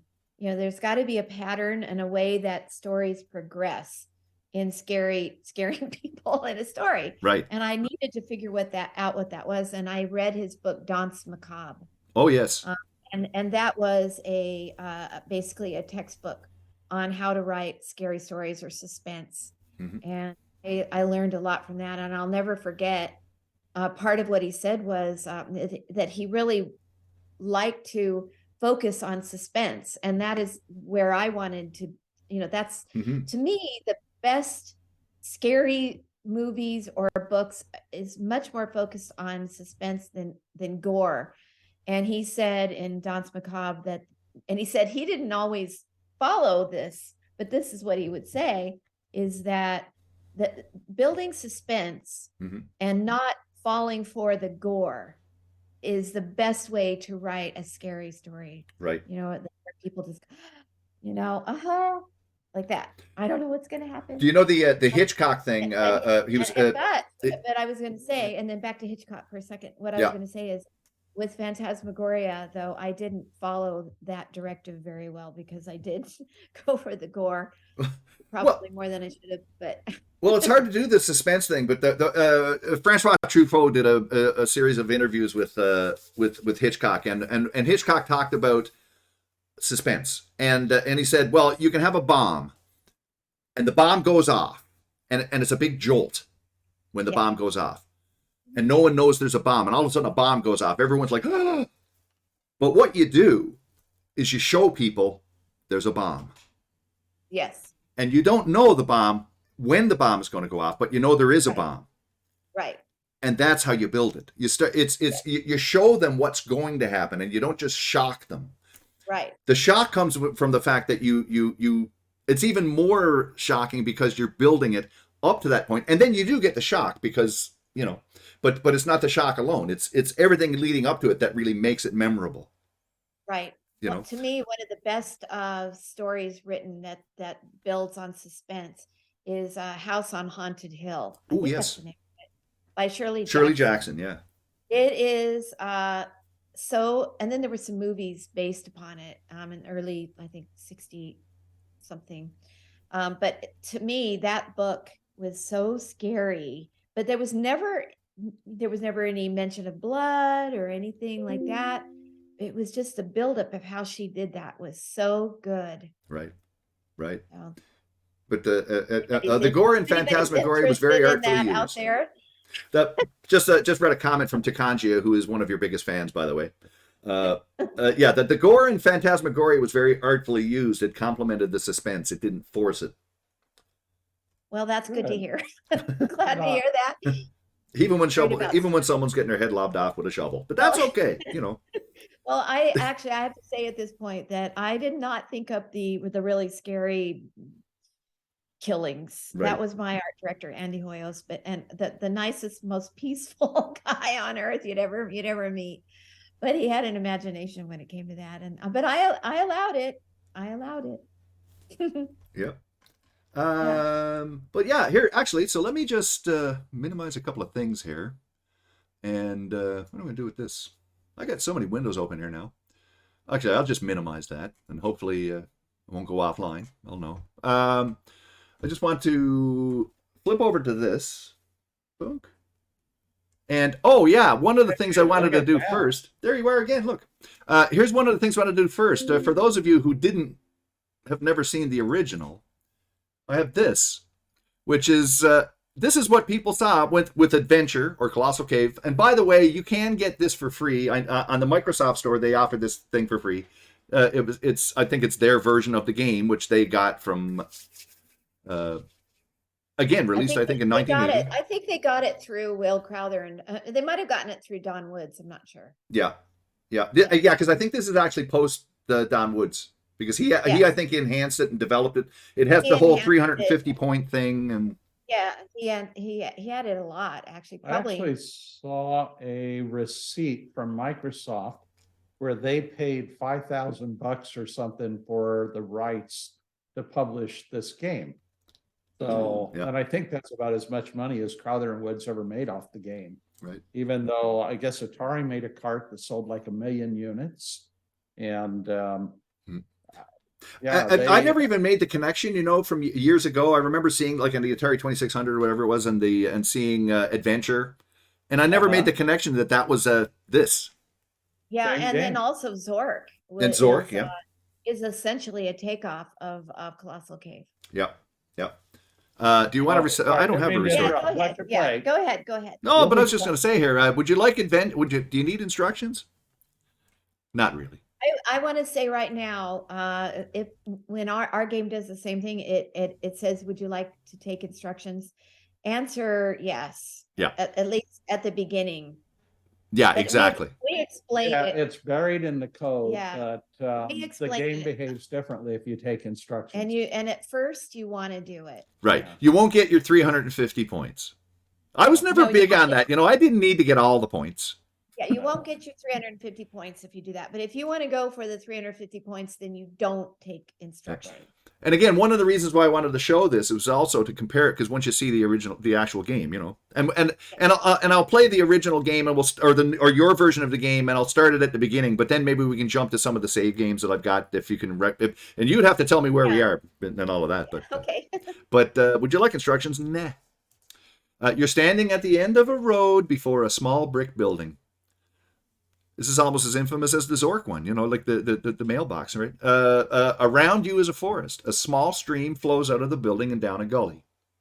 The thing about this game too, it's like being a text adventure game. It lives in your brain. It lives in your imagination, and the images are not presented to you. So especially at the time, and I'm sure you can confirm the same thing. When you read this, it's like reading a book, but in this case, you can interact with it. But you're visualizing it. Maybe everybody can imagine right now what it looks like in your head. You're standing at the end of a road before a small brick building. Around you is a forest. A small stream flows out of the building and down a gully. So what are you seeing in your head at this point?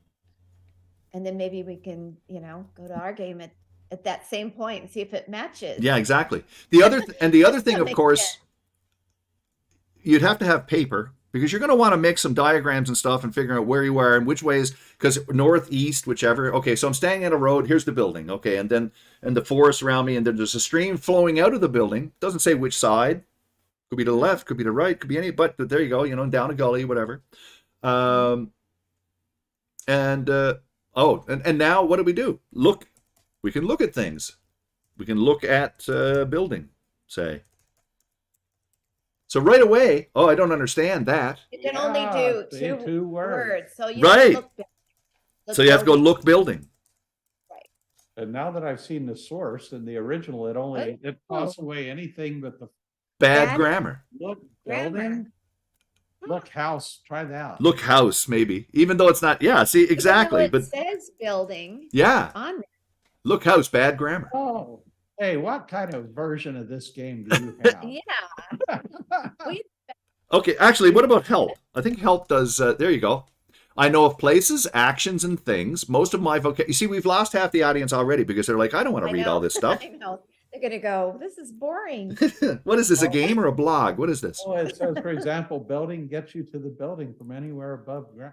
This is kind of a modified version of the game. It must be. Yeah, well, this is the Microsoft version of the game, right? So yeah, this, we have the original Yeah. plan, and definitely the game understands building. Of course. yeah, it should, unless for some reason, Yeah. unless it's not, unless it's just you can look. try go building, and I think it'll get you there, You and could- then you can look. You could try that. Go building. Go building. Oh, maybe, yeah, maybe we have to get up to Maybe it. you're too far away Yeah, for it. For the there we original. go. You're inside the There building. You go. Now you have to get a little closer. I guess. Right, so we're inside the building, a well house for a large spring. There's some keys on the ground here. There's a shiny brass lamp nearby. There's tasty food here. There is a bottle of water here. So we could, I don't know if it's get or take. Try. We'll say Either one. exactly. You have to just, that's the whole thing. You have Yeah, to try you it. have to try it. Get, take. What am I doing here? Get keys. See, I can't type. Okay, so now we have the keys, right? Now, how do you get That to? was the big How do you innovation of check your inventory? I forgot. try INV. Try for INV? inventory. How about just I? Try inventory. Just I. Oh, yeah. Oh, okay. You're currently holding Yeah, Follows Infocom, set of their keys. parsing when they did SORC, which is based on this, Yeah. they allowed you to say things like take everything except the keys, and that was kind of their big. Yeah, they built innovation. Right. up. They Yeah, they built built up up the the parsing. parser. See Right. if it'll take get all. Or get all. Yeah. Yeah, the Huh? Infocom, but Now, you'll We have don't to know it. get one thing at a time. Yeah. So this is the other thing with this game too. Now, I mean, like for example, when you played Colossal Cave originally, there was no manual. no manual. No. It was just here's the game, and there you are, and then you could do the help, so you could find out what the thing is. So you basically had to figure out how to play the game, and Yeah. figure out what the parser was, and figure out all the different things. So we What would have words to. it do. So we would have to get everything. I'm just going to do this here. Get lamp. Okay. What else we got? Well, we can take the food and the water. That's the other Yeah, thing. we You have a limited. lamp. We can light the the lamp. lamp, right? Well, did you get You the probably lamp? I have the Yeah. lamp. Yeah. You have to. Oh, you have the lamp. Yeah. And we have Don't get the we have food. food Yeah. So we can get food. and water. food, keys, water, and lamp. Yep. Yeah. 4 things. 4 things. And boy, do I know those 4 things. There you go. And again, if we know type this I game for very inventory, well. we have the set of keys, a brass lantern, tasty food, small bottle, and water in the bottle. They also distinguish between the fact that, of course, that the bottle and the water in We the bottle. had huge debates on the team as to whether or not the game starts with water in the bottle. Well, Some of the versions do, some don't. Right. well, the version we had though that we used did. Our have- bottle starts with water? Yes, Okay. Yes. Well, anyway, I just wanted to give an indication of what this is, so you can Yeah. see this game. So this is basically what you're looking at in the original, and so this is, of course, the new modernized version of that same original game. It'll pop up in a second here. There we go. Murphy's Law says. Oh, I have to Okay. Say that. There we go. And it'll load up. The learn as you go mechanic isn't exactly foreign. Remember, Minecraft started without a guide, which is true. Hey, go ahead and just click. Okay, so I'm doing it in 1600 by 900 because I can see my chat and all this other stuff. But any resolution that you want, and you can have it open. All of that. Press any key. We'll look at this first. This lovely animation. That simple word, press any key to skip, got us in trouble with Nintendo and Sony and Xbox, because they each 'Cause they don't have have their any own keys. trade. They don't have keys. They don't have keys. They don't have an any key either. So No. Is there sound that people can Well- hear on your end, or yeah, they'll hear this. They hear the sound. You probably can't. they hear the sound? No, we Yeah. don't hear. Yeah, it. because it's just because of OBS and linking it out in Zoom, and I'm not sure how to get the audio into Zoom that doesn't interfere Okay. with and all of this loopiness. But thankfully with this game, there isn't, I mean, you won't hear the narrator, and all that, but there is audio. It's a tad loud. I can turn that down. Oh, they won't be able to hear the narrator? No, they will. You won't. Oh, yeah. No, that's okay. I think more. Throw me your water. No, back. Oh, wait a minute. Here, actually, is the audio fine? Yeah, it should be okay, I think. It could have just been that. We'll see. It should be okay, but if not, I can always drop the volume on it a little bit. But anyway, let me just do new game. And it should come up with the original. Yeah, here we go. So Colossal Cave 2023 is replicating the historical text-based game experience and wit. Before beginning, here's an important tip. Taking instructions will cost you 5 points, but will allow you to spend more time, more exploration time, because your lamplight will last longer than, or more than twice as long.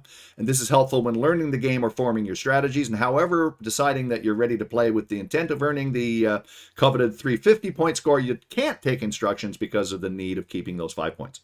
And one last warning, in choosing not to take instructions and keeping those 5 points, you will also have much less lamplight. This strategy should be used by well-practiced players who are ready to try for the maximum 350 point score. This is the other thing, too. I mean, in the original game, you're supposed to play it more than once. You're going to play it, and then you'll play it again and go. My opinion is, I don't think, I mean, somebody could get through this game first time out playing it and get to the end. Yeah. And the whole thing is you're supposed to find treasure, and there's 15 treasures scattered throughout the cave. And bring it back to the little building that we start out at, and bring it back, and all 15 treasures. Yeah. And when you do that, that will start the ending of the game to begin, which is called the closing of the cave. Right. And then, so you can play it from beginning to end, one long sequence if you want, and actually get there and get to the end of the game. I'm not going to say what the end of the game is, but you can get to the end of the game and get your score, and you get the hurrah. Yeah, you finished, here's your score. That probably won't be 350 points. Right. And you could do that, but what makes this game replayable is that there are various ways of playing this game, and you don't have to go and see every part of the game in order to get to that point of the cave closing. As you pointed out in my playthrough, I missed a couple of mazes. Yeah, you can miss. I mean, you don't even have to ever go into either maze, right? Depending on how you play it. And there's a couple of regions that you don't have to see in order to get to the end of the game. There are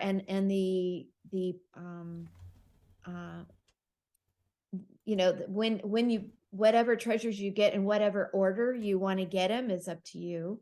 And there's a lot of randomness. There's a pirate, and there's dwarves, and that will interrupt what you're doing. So you'll think you're on the right track, and then suddenly, they come out and do something and mess up everything, and your whole strategy will change. While you're on this page, I should mention that on the original game, how I just said, would you like instructions? Right. And no extra guidance. When we first released this game, we had it like that. And we got pinged in a bunch of reviews. And then we added that paragraph above. And that's really the biggest, most important change we made as far as affecting reviews. It was funny because all of a sudden the reviews suddenly came up. The reviews, because most people didn't want to take instruction. They just wanted to get into it. Right. So I want to get, and if you don't take instruction at the beginning of a new game, this is a brand new game. Yeah. You only get 330 moves. Right. And that's a whole nother thing about moves. But if you do take instruction, you get 1,000 moves of lamplight, meaning lamplight. Right. And so people were not taking instruction, and they were only getting 330 moves of lamplight. They So- were getting killed. So they would Yeah. start through Yeah. the cave, and then all of a sudden, Well, they'd save game, they had restore game, and because they hadn't taken instructions, they still didn't have much. they did, and they thought that Power in was a their bug. Anyway, go on. I didn't. Right, That's- right. No, exactly. Well, I was going to Those point out. subtle things So we put this in there to can explain. make a huge difference. Yeah. In I was In the going to point out one original of the games, they don't advantages. tell you this. One of the advantages today is that in a lot of games, you start the game up, and it'll show you how to play. It'll describe where you go, or what you have to do, how the interface works, all this, and it'll describe it all and whatnot. But and I think that's a good thing. Back in the day, we used to have to do a thing called read the manual, which is right. You had to read the Yeah. manual because Yes. again, some of these games, if they had to incorporate instruction into the game itself, well, then it would take more discs, more space, all of that stuff. So instead, put it all on paper so you could read how you played the game, and that's how you do it. And that's partly how this works.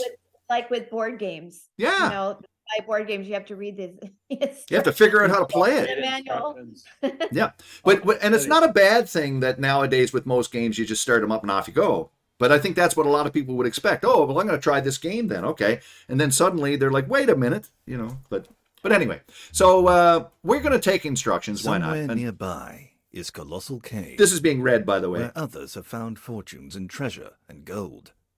It is rumored that some who enter are never to be seen again, and magic is said to permeate the cave. I know of places, actions, and things. Take me with you, and I will be your eyes and hands. Keep watch on your compass. It will guide you through the cave. I know of a few special objects, such as a black rod hidden in the cave. Good that you mentioned the Take black these rod, objects by the and way. carry them in your I inventory, know. which will show you Yeah, the that's items the you're toughest carrying. puzzle in the game. Some That's objects though in have the side original effects. game they put that For in. instance, the so- rod scares the and bird. I'm glad they did. And I usually, kept it. people unsuccessfully manipulating an object are attempting something beyond their or my capabilities, and should try a different tack. There we go. And you could very easily miss that. If you're walking around through the game, it's very easy to miss. But when you know you have to look for it, it's. But again, it's taking this old game where it didn't necessarily. Well, it did mention that though. You were saying, right? It did. In the original, right? This You know. did, yeah. Judd said he didn't have a hint there at the beginning, and it was stumping everybody. So Everybody. he knew he had to go back and do something. So they added that. So they at added the that. So beginning. we picked Yeah. it up. Yeah, we picked it up. Yeah, and it also points out some of the issues with the original game, But of course, it's like I was going to say earlier. It's like having a replica of the Model T or something that's built today, and people are complaining that it won't go 100 miles an hour. It's like Right. it's no. This is a It's Model not as T, and you can modern drive it. as not as modern as maybe people wanted it to be or thought it would be. But that's because it wouldn't be, and it wouldn't feel like Colossal Cave if we had done too much changing or modernizing it. So we modernized it, of course. Yep. But only to a certain extent, just Right. so it would still feel like itself. Well, That was important. Story I heard recently about the birth of the game was that it wasn't built with commercial intent. Crowther built it for his daughters, and because he happened to be working on ARPANET, he was one of the fathers of the ARPANET that became the internet. Mhm. He had it on his computer, and somebody discovered work, it at at work. work, and somebody discovered it, and it went to all the other colleges around the nation. Mhm. And became kind of a cult hit because it was, but it never would have been discovered. I mean, he wasn't, he didn't promote He it. didn't do it on purpose. Yeah, it just got, He was developing it on his business. He was working at a place called Bolt, Baranek, and BBN or something. like Newman that. and Yeah. Newman, Mhm. BBN, that is now part of Raytheon. So it was the first pirated Um, game. Yeah, Way but back. he left it on his work computer because he was working on the ARPANET, and the ARPANET was in a lot of science labs across the country and maybe even in the world, but and in universities and such, and people saw it and what is this, Yeah. That's where I And so- played it. That's where Yeah. at the local university. Yeah. So far, everybody thinks our game's a text game. Well, Yeah. exactly. Now I can just jump ahead and go start game, I guess. Okay. Okay, Yeah. Right. yeah. And then we're taken to We don't want to this. bore people too Yeah. much. Yeah, exactly. But anyway, before we begin, this game, Colossal Cave, can automatically map your journey, which I think is that auto mapping is awesome for any number of reasons. So many games in the past, I wish you could auto map. Yeah. But we drew maps. I drew maps, and everybody still to this day, you still love drawing maps and whatnot. But it's kind of nice to not have to. You know why we added the mapping is because of VR. We At first, we weren't going you're wearing to. a headset, you can't draw a map and you can't refer to your map. Right. And once we did the maps, we said, hey, this is kind of cool. Maybe we should put them in the desktop version. And Yeah. we did. Yeah, and also, And it's a good thing. and also, I think it's an important modern convenience that actually does not change anything in the game. No, Right. it's still the same game.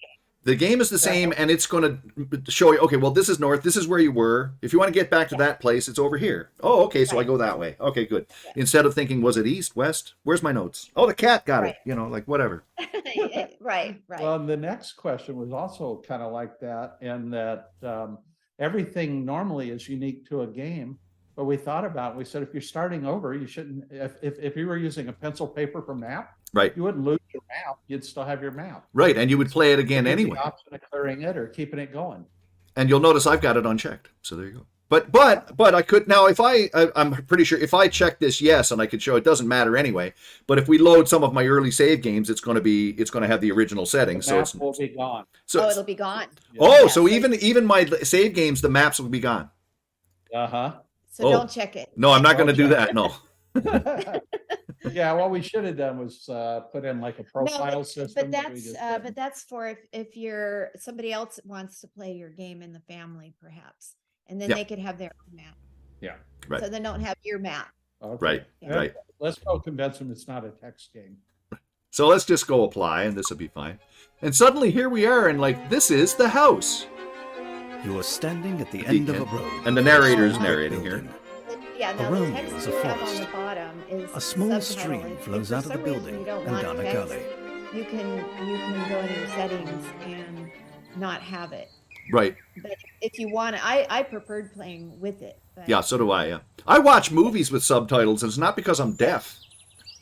But But you don't have to, have it. You can not have it or have it. That's yeah, up to you. it emphasizes what you're hearing.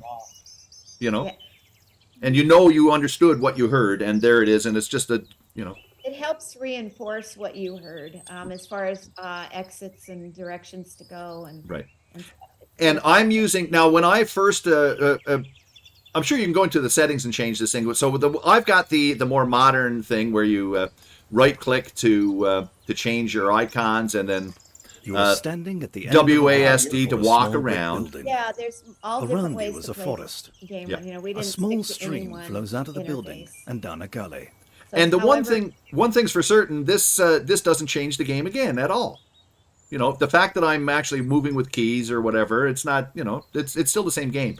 And I like the fact that you've got these other areas that you can look at and then discover there's actually nothing here. But there's really it's nothing there. I mean, but we kept all the messages, even in the original game. If you wandered off the track, Yeah. kind of wandered away from the little building, you would the same messages that you're going to get now. If you just do a look with your eye, that's the same as if you said look around. Basically, it will tell you where you are. It's the same messages as in the original game, yeah. which isn't really anywhere, but it tells you something. Some people are mentioning in the chat that always have to turn off subs, for example, because they're too distracting for me, and it's not as immersive. Which, hey, But you don't have to have the subtitles. To them. No, it's up to you. my motto is options, more options. Options are good. Yeah, you can have them on, you can have them off, you can Yeah. have them in a different language if you want. Yeah. Don't tell me how to play the game. Just show me a bunch of different ways to play the game. I'll pick one, and right. and then that'll be good. So of course we want to go. We can look down here now and walk down all over this, but we see this building and we want to go in. So again, I can right click and I can look. The door is closed. Yes, it is. And I can click to the hand icon so I can go inside and look around. And sure enough, and of course we can look at all this stuff. There are some keys I on the would ground look around here. at what the little building, because so far we're just telling you it's a little building. Right. You're we- inside a and we building, don't know a what well it house is. for a large spring. Yeah. Right. And Right. you would You're do this. You inside want a to well house. see everything, you know. You want to know You're where, inside if a you well do the house. eye around, it's, just around. It doesn't have to be on the glowing, when your cursor glows, Right. it usually will tell you a more specific message or something maybe a little more important. But if you do the eye anywhere around and it's not glowing, it will give you the room description essentially. Oh, just to respond to somebody in the chat. Yeah, subtitles is the term used for these things. Yeah. For the Subtitles. text. Yeah, anytime that someone is speaking and they put, it's like the closed captions in television things or whatever, subtitles, yeah. Or captions. Right. Subtitles probably the old term. You're inside Right. a building, a But well you don't house have for a to large have that if you spring. don't want to. No, exactly. And If you, There is a shiny I think brass the lamp default nearby. is to have it though, right? Isn't it the default when you start a new game? I It think does we, have the well, we subtitles on? weren't originally defaulting to subtitles on, but then people complained, so we now default subtitles on. well, like I said, the one thing is when I first started the game, it gave me a lot of different choices of what I could do. You know, do I want to do this? Do I want to do that? And I don't know if that just happens when you first start the game or first, you know. Well, if you double click it, it gives you all the settings, I think.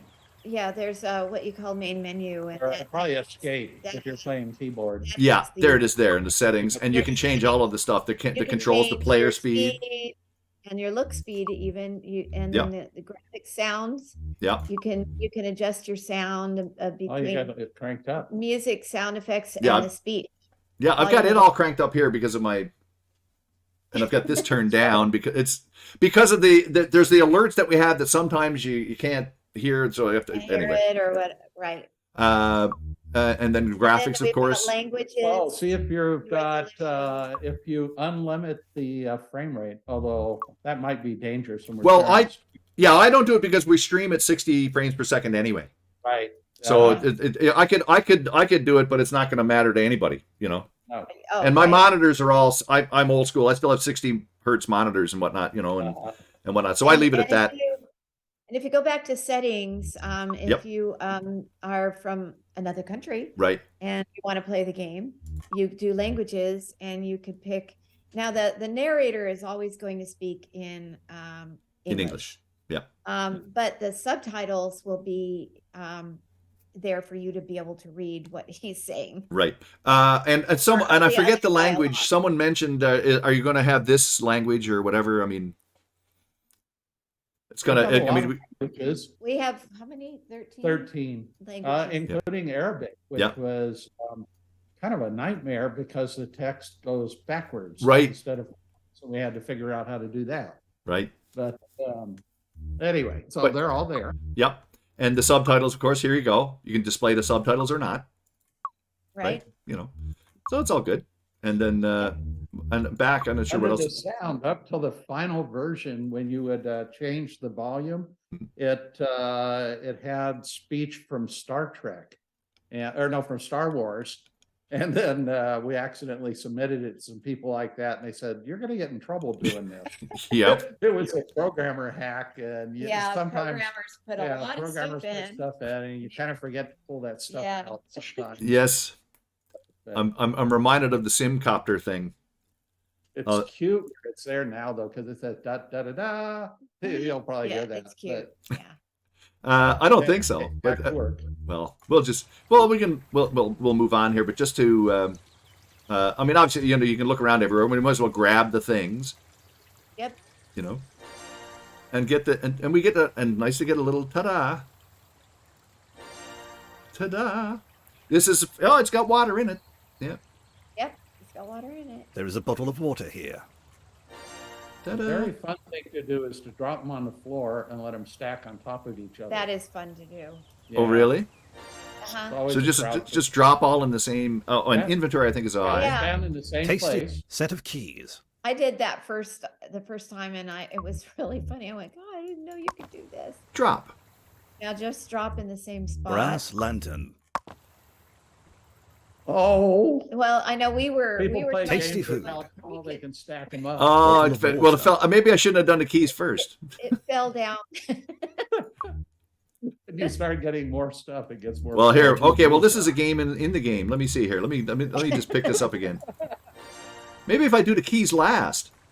We're telling you all the Maybe. cheats. Oh, I don't know. I mean, some of it Bottle of depends on what you're water. carrying and how. I think the highest you could put them on top of each other is 5 of them, There, that landed. and then it would, fall over.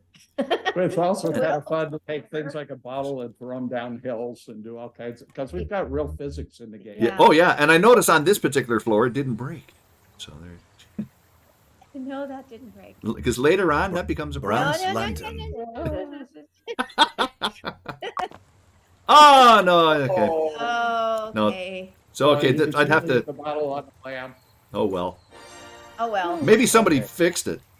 Oh, Somebody, Silliness. maybe, yeah, maybe. No, you can stack. yeah. There's a. Oh, and if you turn on the lamp inside the house, it looks a lot better. Yeah. Oh right, I can do that, go but I can light do it. that here, right? I can do it with the Yeah, lamp if you want. in my. Turn it on with I always Brass grab the lantern. lamp first. The and light lantern it Right. is now lit. so you Right. can- You I really was going to wait until I got turn to the Otherwise, caves. it's hard to see the keys on the floor.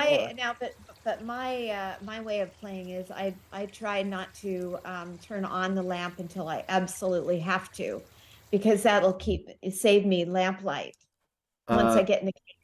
Right. Sorry, And just we a don't second. need to worry about that right now. There we go. Okay. At about float the idea of a bathroom break or whatever. So yeah, how much longer are we going to go here? That's a good question, We can actually. stop whenever you're Whenever ready. you Oh, want. okay. Well, because I mean, and obviously we don't want to play the Don't whole wanna game bore here people. necessarily, but Poor people. The game is a fun game. The game yeah, is- no, it's a great game. It's an awesome game. I And do hear my dogs barking. I mean, I can go let them out. I don't know if that would bother people. oh no, not at all. You wanna be here for a minute? Well, I'll Okay, there I'll you be go. right I'll watch and try to be back. Yeah, quiet. 'cause I want people to see. Yeah. No worries. No worries, Byron. All right. Yeah, exactly. I will. We can probably go for. Well, we'll go for at least another 10 we 10 can minutes or go so. through Oh the no, trade. don't worry about spoilers and stuff. We're not going to play through the entire game. Although I already did that last week, more or less. That's true. You've already got a playthrough out there. Practically most of it. I didn't get to the end, certainly, but I'm one shy of all the treasures. And of course, you can just keep going. Ah, you're taking a shortcut. I am. Well, the thing is, I know where it is, so I figured I would at least, and you can still explore around everywhere else. But I know where it is, so I might as well go with it.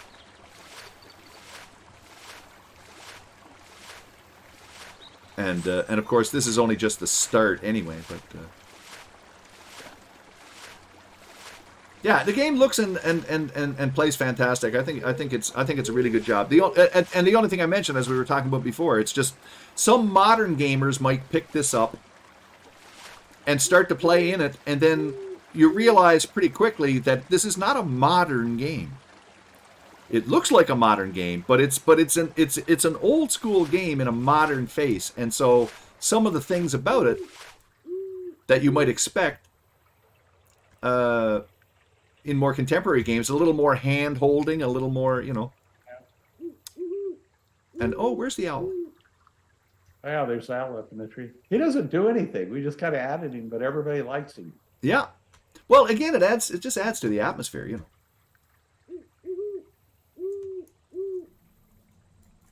The grate is locked. Well, I wonder. Pixie just showed up. I wonder if the Set of keys keys. work. You have unlocked the grate. And there we go. This is the Dark Souls of point-and-click adventures? Well, not quite. But there we go. So we got to the gate in here anyway. I figure we'll probably wrap this up shortly. In any case, but I wanted to at least. Oops, I have to use the ladder. There we go. And then we go down into the next section. You're in a Is there a small particular chamber area of the beneath a game that you 3x3 wanted to look steel at? I've grate got a to the bunch of surface. save games. Oh, that I Let's could- look crawl at over the cobbles games, leads inwards to the and let me west. see what you've got. Okay. It's kind of small. I'm trying to read the Yeah. writing. Yeah, exactly. But that's, I can do it. I just Load game. load Oh, game. load game, yeah. And now Yeah. I've got like trying to read it. I can't read it. yeah, I can make out a bunch of them here, like, and again, like the last ones that I How did. about the south? Do you have a secret canyon? Let's see, I've got well, I'll give you the, and these are all named. Okay, so I've got Junction Warm, Y2, Low North South Passage, Secret, and a Canyon. There's that Secret Northeast Canyon. Yeah, let's do that. Let's Okay, do and that. I'll get the earlier one. It's just a couple of minutes earlier to see where that goes. Okay.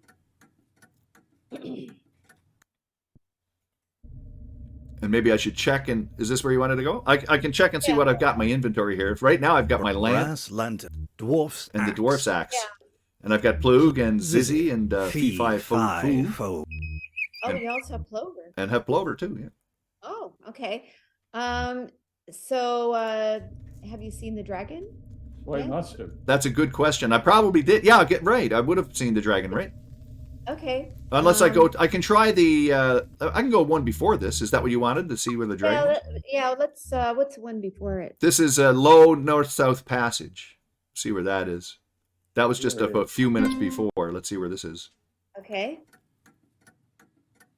Oh yeah, because you started saving your game over the older ones. Yeah. Well, I went through. I covered Yeah. everything. I'm a saveaholic. Yeah.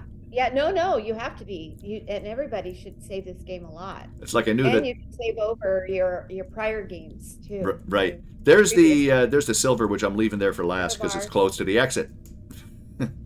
So this is the Y2 place where I'm at right now. Yeah, you got clue already, I think. there. Okay. Should I go backwards somewhere else? Uh, Because we can go back through this. yeah, a lot of the stuff that you did that was the preliminary stuff you saved over. Yeah. Well, yeah. Well, this all goes back through here to this, like the sloping corridor and all of that, and then it's up on about. So this is the 20, like 514. Yes, this is 533, and then this is at 150. So this is like. Where's the beanstalk? Beanstalk is cool. Yeah, then we could do the beanstalk. Is that this one? Swiss cheese? No. Go with the Swiss cheese. That's pretty good. It's hard to say where I am in this because I just kept going. I Yeah, know. pick up everything that's nailed that isn't nailed down. Save, go nuts. This is this is the this is where you get the pillow for the This is a soft room. yeah. This is where you need to get the You thing. do a look. Oh well, I did it anyway. I was trying to get to where you wanted me to go, Notice the ox against the wall there. so I just picked up the pillow and we could look You around do everywhere. A look, it'll These tell you kaleidoscopic what you mushrooms see. are trippy to say the least. And the look will give you a long description and then sometimes You're in a soft shorter room. description. The walls are covered with heavy curtains, the floor with a thick shag Yeah, we tried carpet. to mix up the art Moss styles covers from the region ceiling. to region because we want it to feel as you're drilling deeper into the cave that you don't get, Mhm. well, that you're constantly surprised by new stuff. No, it's not art style. That's not the terminology. You're in the Well, what soft would you room. call it? It's the look and feel of the rooms. Right. Yeah, art style is the same. These kaleidoscopic mushrooms are Okay. trippy to say the least. Well, there's parts of it that are kind of Star Wars and parts of it that are, Yeah. you know, like this. You're in the hippie soft area. room. Right. Right. It kind of, yeah, that's what makes it kind of fun Yeah. as you Yeah. discover things. There are an abundance of iridescent mushrooms here. This is the thing. Now I'm trying to recall where I am in the overall. This is a Swiss cheese Right. here. Swiss cheese. And that's a room. It's called the Swiss cheese room because there's a lot of little holes all over that resemble Swiss cheese. Right. So if I wanted to get to let me see. If I want to get to the beanstalk room, Yeah, you just go west. through the Okay. pit room and out through the secret Yeah. canyon, right? Yeah, from where you are, you just go west, and then you'll be in the 2-pit room. Right, which is this way. And so you see the compasses at the top of the screen, Exactly. Yeah. and it tells you the directions you're going. And you have to have that in the cave. You Oh, wouldn't get absolutely. lost. You wouldn't know where you are. Here's our beanstalk. So I think we watered it You watered it once. Yeah, and I'm not sure if I have more water. Ming, empty bottle. Oh no, I have to get water for the bottle. I can tell you where to go get water. if Okay, you go want. ahead. Yeah. Okay. Yeah, so you already watered it started out as a little tiny little plant. Right. And once you look at the plant and it should tell you, can you hear the plant talking yet? I can't, because I can't hear. Go closer to it. I have to go down in the. Is it I don't hear it telling at the you moment, no. Water. Water. There you Water. go. Water, water. Yeah, okay, so it's telling you that it wants Water. more water. So it starts out Water. as a little tiny little plant with a little kid's voice saying, water, water. Somebody was And, just asking if all the Water. names of these places, are they the original names? Yes, They're all, right? everything is. Yeah. So, Water. They actually tie off the Water. real locations and and they, the real map. yeah, of the Mammoth Cave. they tie off to real locations in Mammoth Caves. Mammoth Caves, Yeah. right? Yeah. So where am I going now to get to water? Now, go get water. Now go west Yeah. through that doorway right there. And then, Oh, uh-oh. oh, what a time. Oh, What a us time. I'll just take all this booty and hide it away with me chest deep in Did the you maze. have any, you must have had a treasure. What was your treasure you had? Oh, good question, because I didn't check my inventory at the time. You must have had You something. don't have Yeah. it anymore. He won't come and steal treasure unless you have treasure. Right. So you had something. Yeah. Um, Oh, actually, well, Anyway. here, I can just reload the save again and I'll find out what I had. And but then I might not hit him. I might not get him this time. right. He's random, so he may not. It's okay. You Yep. know, you had something. Yep. But anyway, so you go back and Okay. go west through that. Yeah. All right. Somebody was Um, just asking, do you have a standalone? Have you ever written a book? Have you ever written a standalone book? Me? Yeah. I've written a book, Yep. but not about gaming. Right. No, but a novel, a book. It's a novel. Right. Yeah. There it is. Farewell to There we Terra. go. We'll plug our book. Farewell go. to Terra. It's a historical novel. History Is it- of Ireland. No, Is it it's worth not- storing treasure as soon as you get it? It's a book about the Irish history and during the famine. It's just something because Yep. my mom is all Irish and I wanted to write a book about what happened in the. Right. It's a great book though. I mean, actually, I think it's pretty good, but it's not a normal subject that Oh, unless you're into Irish history. But cool. I got to plug my book. too. Well, sure. Not all fairy tales have Yeah. happy endings. We're in the book plugging. Sure. Anyway, go. Okay, so where are you? I'm facing north now. I just Oh yes. Keep going around. You see that the steep stairs going up? is that through this door or up here? Nope. It's in this room. Just Okay. keep going around it. There we go. And there it is. Just put the hand on it. Hand is for action, so you want to go climb that. So we can climb this, right? I was going to say, in my playthrough, I missed the pirate. I hit him once, I got him once, and then I just reloaded a game, and then he didn't show up, and then I didn't see him. Right. It's random. Yeah. Sometimes he shows up a lot, and sometimes he hardly shows up. It's random. Oh no, you went the wrong direction. That figures. That's me. The other direction. Yeah. Okay, so this Now is, go oh, along- across yeah, this. Go along there. Yeah, Okay. go along there. Actually, just let me Okay. look at my map here so I can see where. So here I am, and I'm going up this Looks way. like you've already been there because it's on your map. Yeah, could So be. You're going to that reservoir. Yeah, could be. You already climbed the beanstalk? No, this is before that because I need to get water so I can. Yes, to get more water. And I did come out here, but I didn't go through it at all. I left this area and went back. Yeah, look up and look up. Mhm. Up. And turn around. Yeah, there. Ah. Oh, that's the. You didn't notice that either. No, think because this area I came okay. in. This area I came in, and I looked around and I thought, okay, this looks pretty One massive. thing I did notice about you playing because I watched his playthrough. Yeah. Like Kilgore's playthrough for 6 hours. Yeah. And I noticed that when you were playing, you rarely looked very high. You rarely looked up. Good point. And there's a lot of up. There's The things mirror up, is obviously and provided for the that use of the you- but you dwarves, who, didn't- as you know, There were times when are there was something extremely and you were vague. looking and looking. Yep. And I was saying, just look up. Look up. You took some treasure back to the Yeah. well house, and including the gold nugget. And you couldn't. you were looking at all the treasure you put There is a back in threatening there, dwarf. and you said, "I know." A sharp that knife I is dropped." thrown. Oh, and here's another thing. missed. You never used your go to the inventory real quick. Yeah. You never used the Dwarf's axe. axe. Go use the axe on him, right? Real quick. Use it and then click on That it. is useless right now. Because Yeah, he disappeared before. He missed anyway. Yeah, because I mean, again, my thing was I could just reload. Yeah. Yeah. So you never use. I said I told Ken. I said he never used Velvet his axe. pillow. And and then Yep. and then remember when you were looking for your gold nugget in the well house and Yeah. you couldn't say, "I know I put it there," and I was going, "Just look up. It's on the upper shelf." On the upper shelf, yeah. It's on yeah. the upper. So But yeah, so I Actually, see that I saw that the thing there now. No, I can't lower this thing though.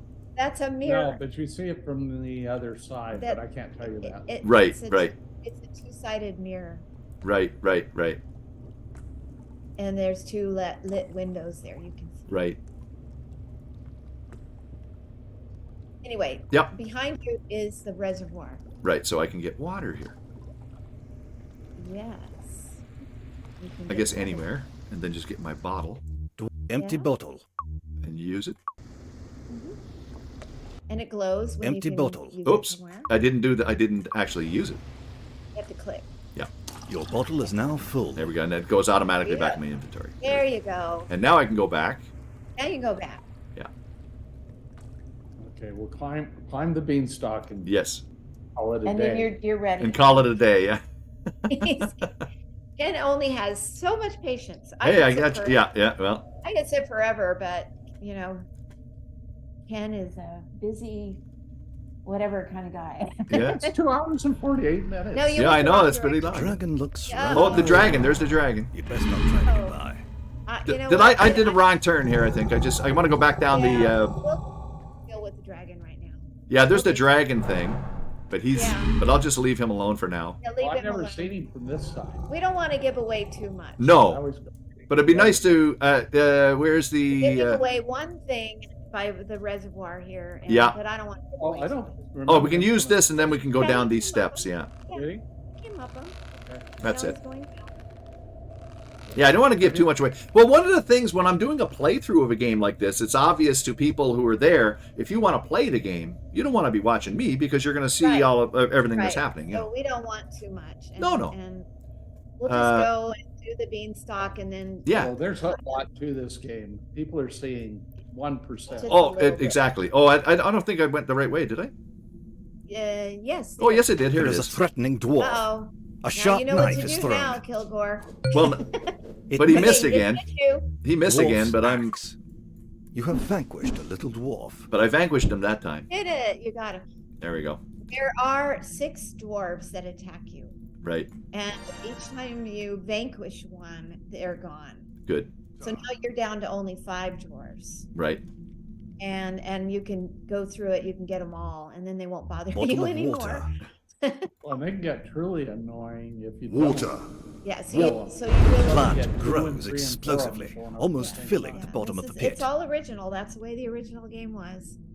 Now go down into the pit so you're a little closer. Yeah. And There. now I should be able to Kind of go down towards the base Can you of drop it. a bottle or something halfway up the beanstalk? I don't know. It's a good. I don't yeah, I have to use yeah, I want this to climb. That's an action. So go to your. yeah, but I have to be in the right spot for it. Well, you shouldn't have to be. Oh, I'm right. Oh, there it is. There it is. There it is. There's no use Yeah. for that here. But there's no use for that here. What? Maybe you're No, I not. thought you just walk up. You have to. Well, yeah, maybe it's on a leaf. Yeah, could be. Yeah. Nothing happens. That You know won't what? work It's on here. the right-hand leaf. This is one of No those use for that situations where you're trying to We don't show have to fix this. yeah, you're trying to show and this just works, but of course when That I'm is trying to useless demonstrate it, right of course now. it doesn't work. There we go. There. I had to get on Well, that one yeah. leaf so I could go up the bottom think leaf we're of the gonna- I staircase. think I'm going to go back and tell the programmers to loosen this up a bit. Yeah, it's John, the bottom watch leaf. it. It's actually the John, bottom if you're leaf of the watching. stairs, right? Yeah. So you should be able to click on any of the leaves, really. Now, there was a hole in this room that we didn't really focus on, but Mhm. this room is called Two Pit. There's a big hole above this tiny little plant in this pit. And we comment on the hole, and if you click on the hole, we say, well, it's too high to reach, Right. which Well, is an obvious hint that, well, maybe you want to grow the beanstalk. Right. Right. Yeah. Well, but the other thing, like I say, is that the hints can be somewhat obscure. If once you understand, my thinking is always, once you know what you're supposed to do and you think back on the hint that you got and it makes sense, well, then there you go. Because you can be stumped and think, what the hell, what, and then you, you know. Right. Because you have to be, I mean, playing games like this, you have to be stumped at least most of the time. Yeah, you have to be stumped a bit and you have to Yeah. think about it. I remember when I first played Colossal Cave way back in the day, going to bed at night going, how do I get past the dragon? Yeah. And I thought everything. Yeah. And then suddenly go, oh, but I didn't try. You find that. yourself in a You know, and then pantry, you want to get up and go do it. apparently for a very large person. Oh, this is the Giant's Pantry. You see a cavernous room to the north. Well, in any case, maybe we can just call You're it in the here, giant Yeah. because otherwise we could play this Ceilings. game all night. Otherwise, you're gonna Cavernous show too passages much. lead So east, we want north, people and to south. discover Any things last on question there. from the crowd or anything? Yeah, if Or- there's any other questions that people have right now, then maybe we can go through a few questions and then we can call it a day. Is there going to be a PSVR2 version? Asks the integer. Absolutely. Yep. It's coming along nicely. Yep. Probably won't be out until April, Yep. but it's coming up. Yeah, Pest, if you had some questions, anyone else who had any questions, did you follow Paul Morgan Statler and Victoria Marshall play the games? They were online. Wow. They were online and they played through. I think Phantasmagoria 1 and 2, I believe. Ah, I remember that when that occurred, but no, I should watch it on YouTube. That would be cool. Yeah, I'm not sure if I'm not mistaken, I don't think. Whoops, hang on. Now the questions are flying by here. I forgot her name. The one who played Adrienne. Victoria Marshall. Yeah. Apparently she never played the game. Like she never played the game? she never played the game. It was her first time playing the game. Well, she probably just lived it. So Yeah. she probably didn't feel like she needed to play it. Exactly. Yeah. So it was her first I time mean, she was playing it. literally in Apparently. every scene. So Yeah. One of the funny trivias on that is because in every scene she's wearing that same orange Outfit. T-shirt. outfit. Yeah, for months she had to wear that same outfit Well, every day. we had several shirts of. I mean, she wasn't the same. But we had like 5 different shirts. But that was for orange. technological reasons, though, wasn't it? Really? Well, not just that, but just we would have had to reshoot a lot of things. So, like for instance, you walk her around, and she's your avatar, Yeah. and you walk her around, and if she changed outfits, we'd have to have her walking around in different outfits all the time. And then there's a lot of scenes we had to shoot and I guess you call them cutscenes. Yeah. And we would have had to shoot them in different outfits. Right. If and it were it's- today, we'd do it way different. But I mean, if you think about King Graham, when you're walking him around, Yeah. or Laura Croft and Yeah. you're walking her around, I don't think that they do a lot of clothes changing. clothes changing for No. the same reason. And they're animated figures. Yeah, but that's the difference. I guess people see it as a live person, and the first thing that comes to Yeah, mind they is, think why is she always changes wearing the same clothes. clothes? Right, but it's for the same reason. Yeah. And also, I figured I thought orange, because especially in green screen stuff, to be a color that you're definitely not going to get messed up with when you're filming some of the We stuff, had we or had blue screen. Yeah. Yeah. And so and the clothes that she wore, or that her husband Don, Yeah, who was David Home in the game, everything, and the other characters, we made sure that whatever they wore would show up in front of the blue screen. yeah. It reminds me of often when you watch movies and the roads are always wet, and people say, "What? Does it always rain?" Is it no? But just in case you're shooting a movie and it does rain, then Oh. you don't. It's Ah, continuity, right? Half the Yeah, reason that's especially what, and it looks nice too. But Especially if they shoot it in Seattle. That movie. Still looking for more questions, but all I'm getting are these people just saying how much they owe their childhood to you people, and Well, all we of, appreciate that. Honestly, we do. I'm glad to be, your sometime mother, maybe. I don't know. Maybe I helped in some small way. oh, of course. Here's if this. Would you ever do a King's Quest like spiritual successor or follow up or anything or?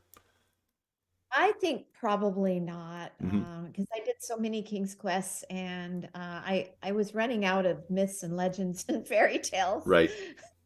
Right. So yeah, I'm sorry to have to say that. No, but it's understandable though. I mean, and eventually it's not like it's not like a musician who has to, like Don McLean, who had to play American Pie every day of his life, or something like that. But Yeah, then again, because I you don't could think he go was back really in and- complaining. No, he probably wasn't. At least maybe for a while, but It's a good problem to have. yeah. Boris Karloff hated It's not even Frankenstein a until he problem. Boris Karloff hated Frankenstein until he realized how his whole Yeah. career was Frankenstein. Exactly. Well, thank Right, you what very it much, is. Frankenstein. He could, because he was typecast forever. He did hundreds of movies before Frankenstein, and then suddenly he's Frankenstein. Or on the other side of it, Bela Lugosi, who didn't do Frankenstein, he was offered and he turned it down because he didn't want to be in all the makeup. Regretted it till the day he died. All the time. But he Yeah. still had Dracula. So there you Yeah. go. They can't see your comments unfortunately because they're watching. Yeah, we can't see. Yeah. We can't see your comments. I'm sorry. Well, next time I'll try and figure a way to fit it in. So there you go. Oh yeah, and of course, is there any plans for another game of any kind? I mean, obviously there are plans. We don't know yet. Right. Hard to say. Yeah, it's not that we're being sneaky We're about not- it. we're not We trying haven't the vaguest We're idea. not trying to be coy on Right. Yeah, purpose. we ask each other our questions Yeah, every day. Yep. Right. We Yep. I mean, the main thing that we've always said is that some of it was just how well Colossal Cave does, Right. not because we were trying to hold that over people's heads, like, Right. well, if you don't buy this, we're not going to do. Sure. Not that. It's just more, did we have a good understanding of games today and what people want or would want in a game? Because think about it, we were gone for 25 years and then suddenly just pop right back in, like we think we know what we're doing, after 25 years. Well, and so doing Colossal Cave and redoing it was kind of an experiment, if you think about it. Yep. And to help us bring us back into it, it was a really good project for us to do if we were to think of getting back into it. Just sort of get our Feet wet? feet Yeah. wet. Is that No, the I word? don't know. Get What's- reacclimated. yeah, or whatever, to get going again and see if we could even do it. I think we did a pretty good job with Mhm. Colossal Cave. Yep. It is an old game. Yep. And and we followed what that game is. We tried to make it look as modern as possible, and we could have done more, but I'm really the one that held us back, because I thought if we went too far and tried to modernize it too much, Yeah. it would lose, I thought, its charm Yep. of what it is, Yep. and being a historical game. So that's one reason why it kind of looks and feels like it does. Right. But that doesn't mean that we have no ability to understand modern games and, Certainly.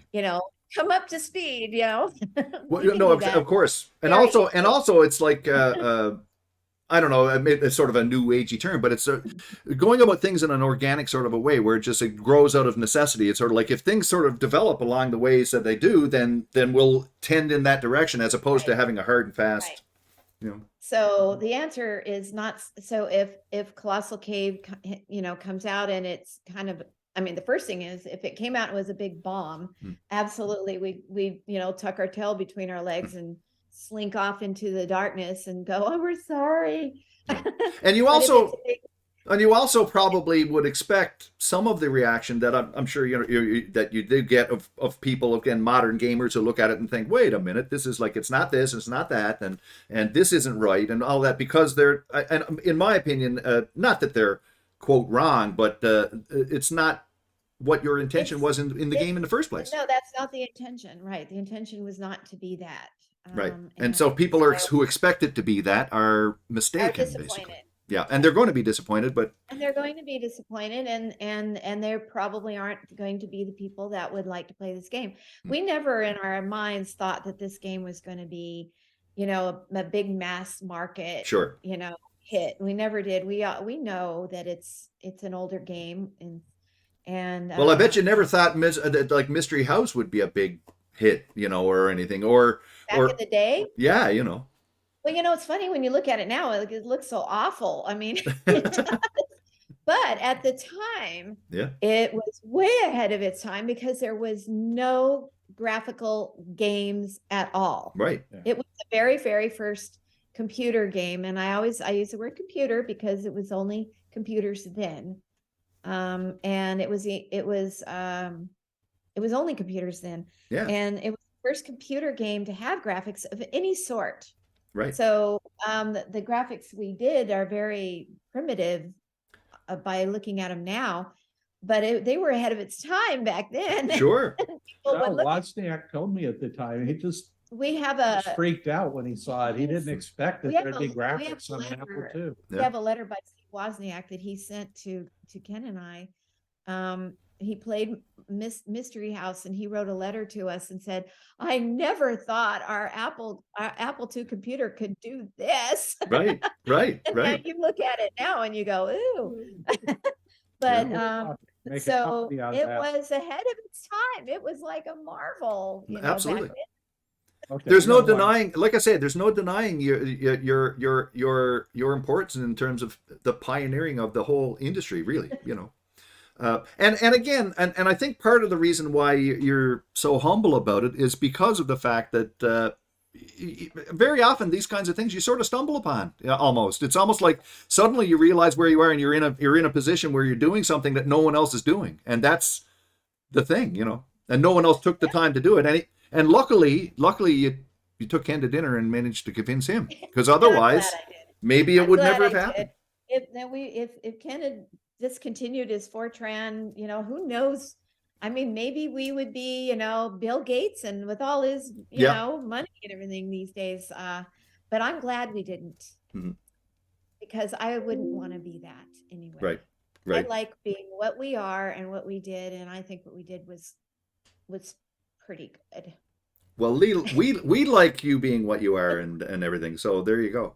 That's a good place to. I think that's a good place to call it here. Listen, thank you very, very much for a very fun discussion, and it's been a joy and a treat to be able to speak with you two. Very fun. We enjoyed it. Anytime. Yeah, it's like again, I just from my own humble perspective, it's like who'd have thunk? I'm sitting here in my little apartment here and talking with a cat running around in the background and looking at a webcam, and people watch me play video games, and not only that, here I am talking to Ken and Roberta Williams of like people that I've known for decades. It's been quite an honor and a privilege. Thank you. Thank you for inviting us. We love doing this, and thank you everybody for being there. Thank you. And I'm sure I speak for everyone else. I hope that there's more of this type of thing in the future. Whatever games you decide to come up with, and wherever this thing takes you. So anyway, I guess that's it. We can just call it right here. Thank you, everybody. Thank you for dropping by the stream. Bye. And we'll see you later. Have a good night, and ciao for now. You too, everybody. Thank you.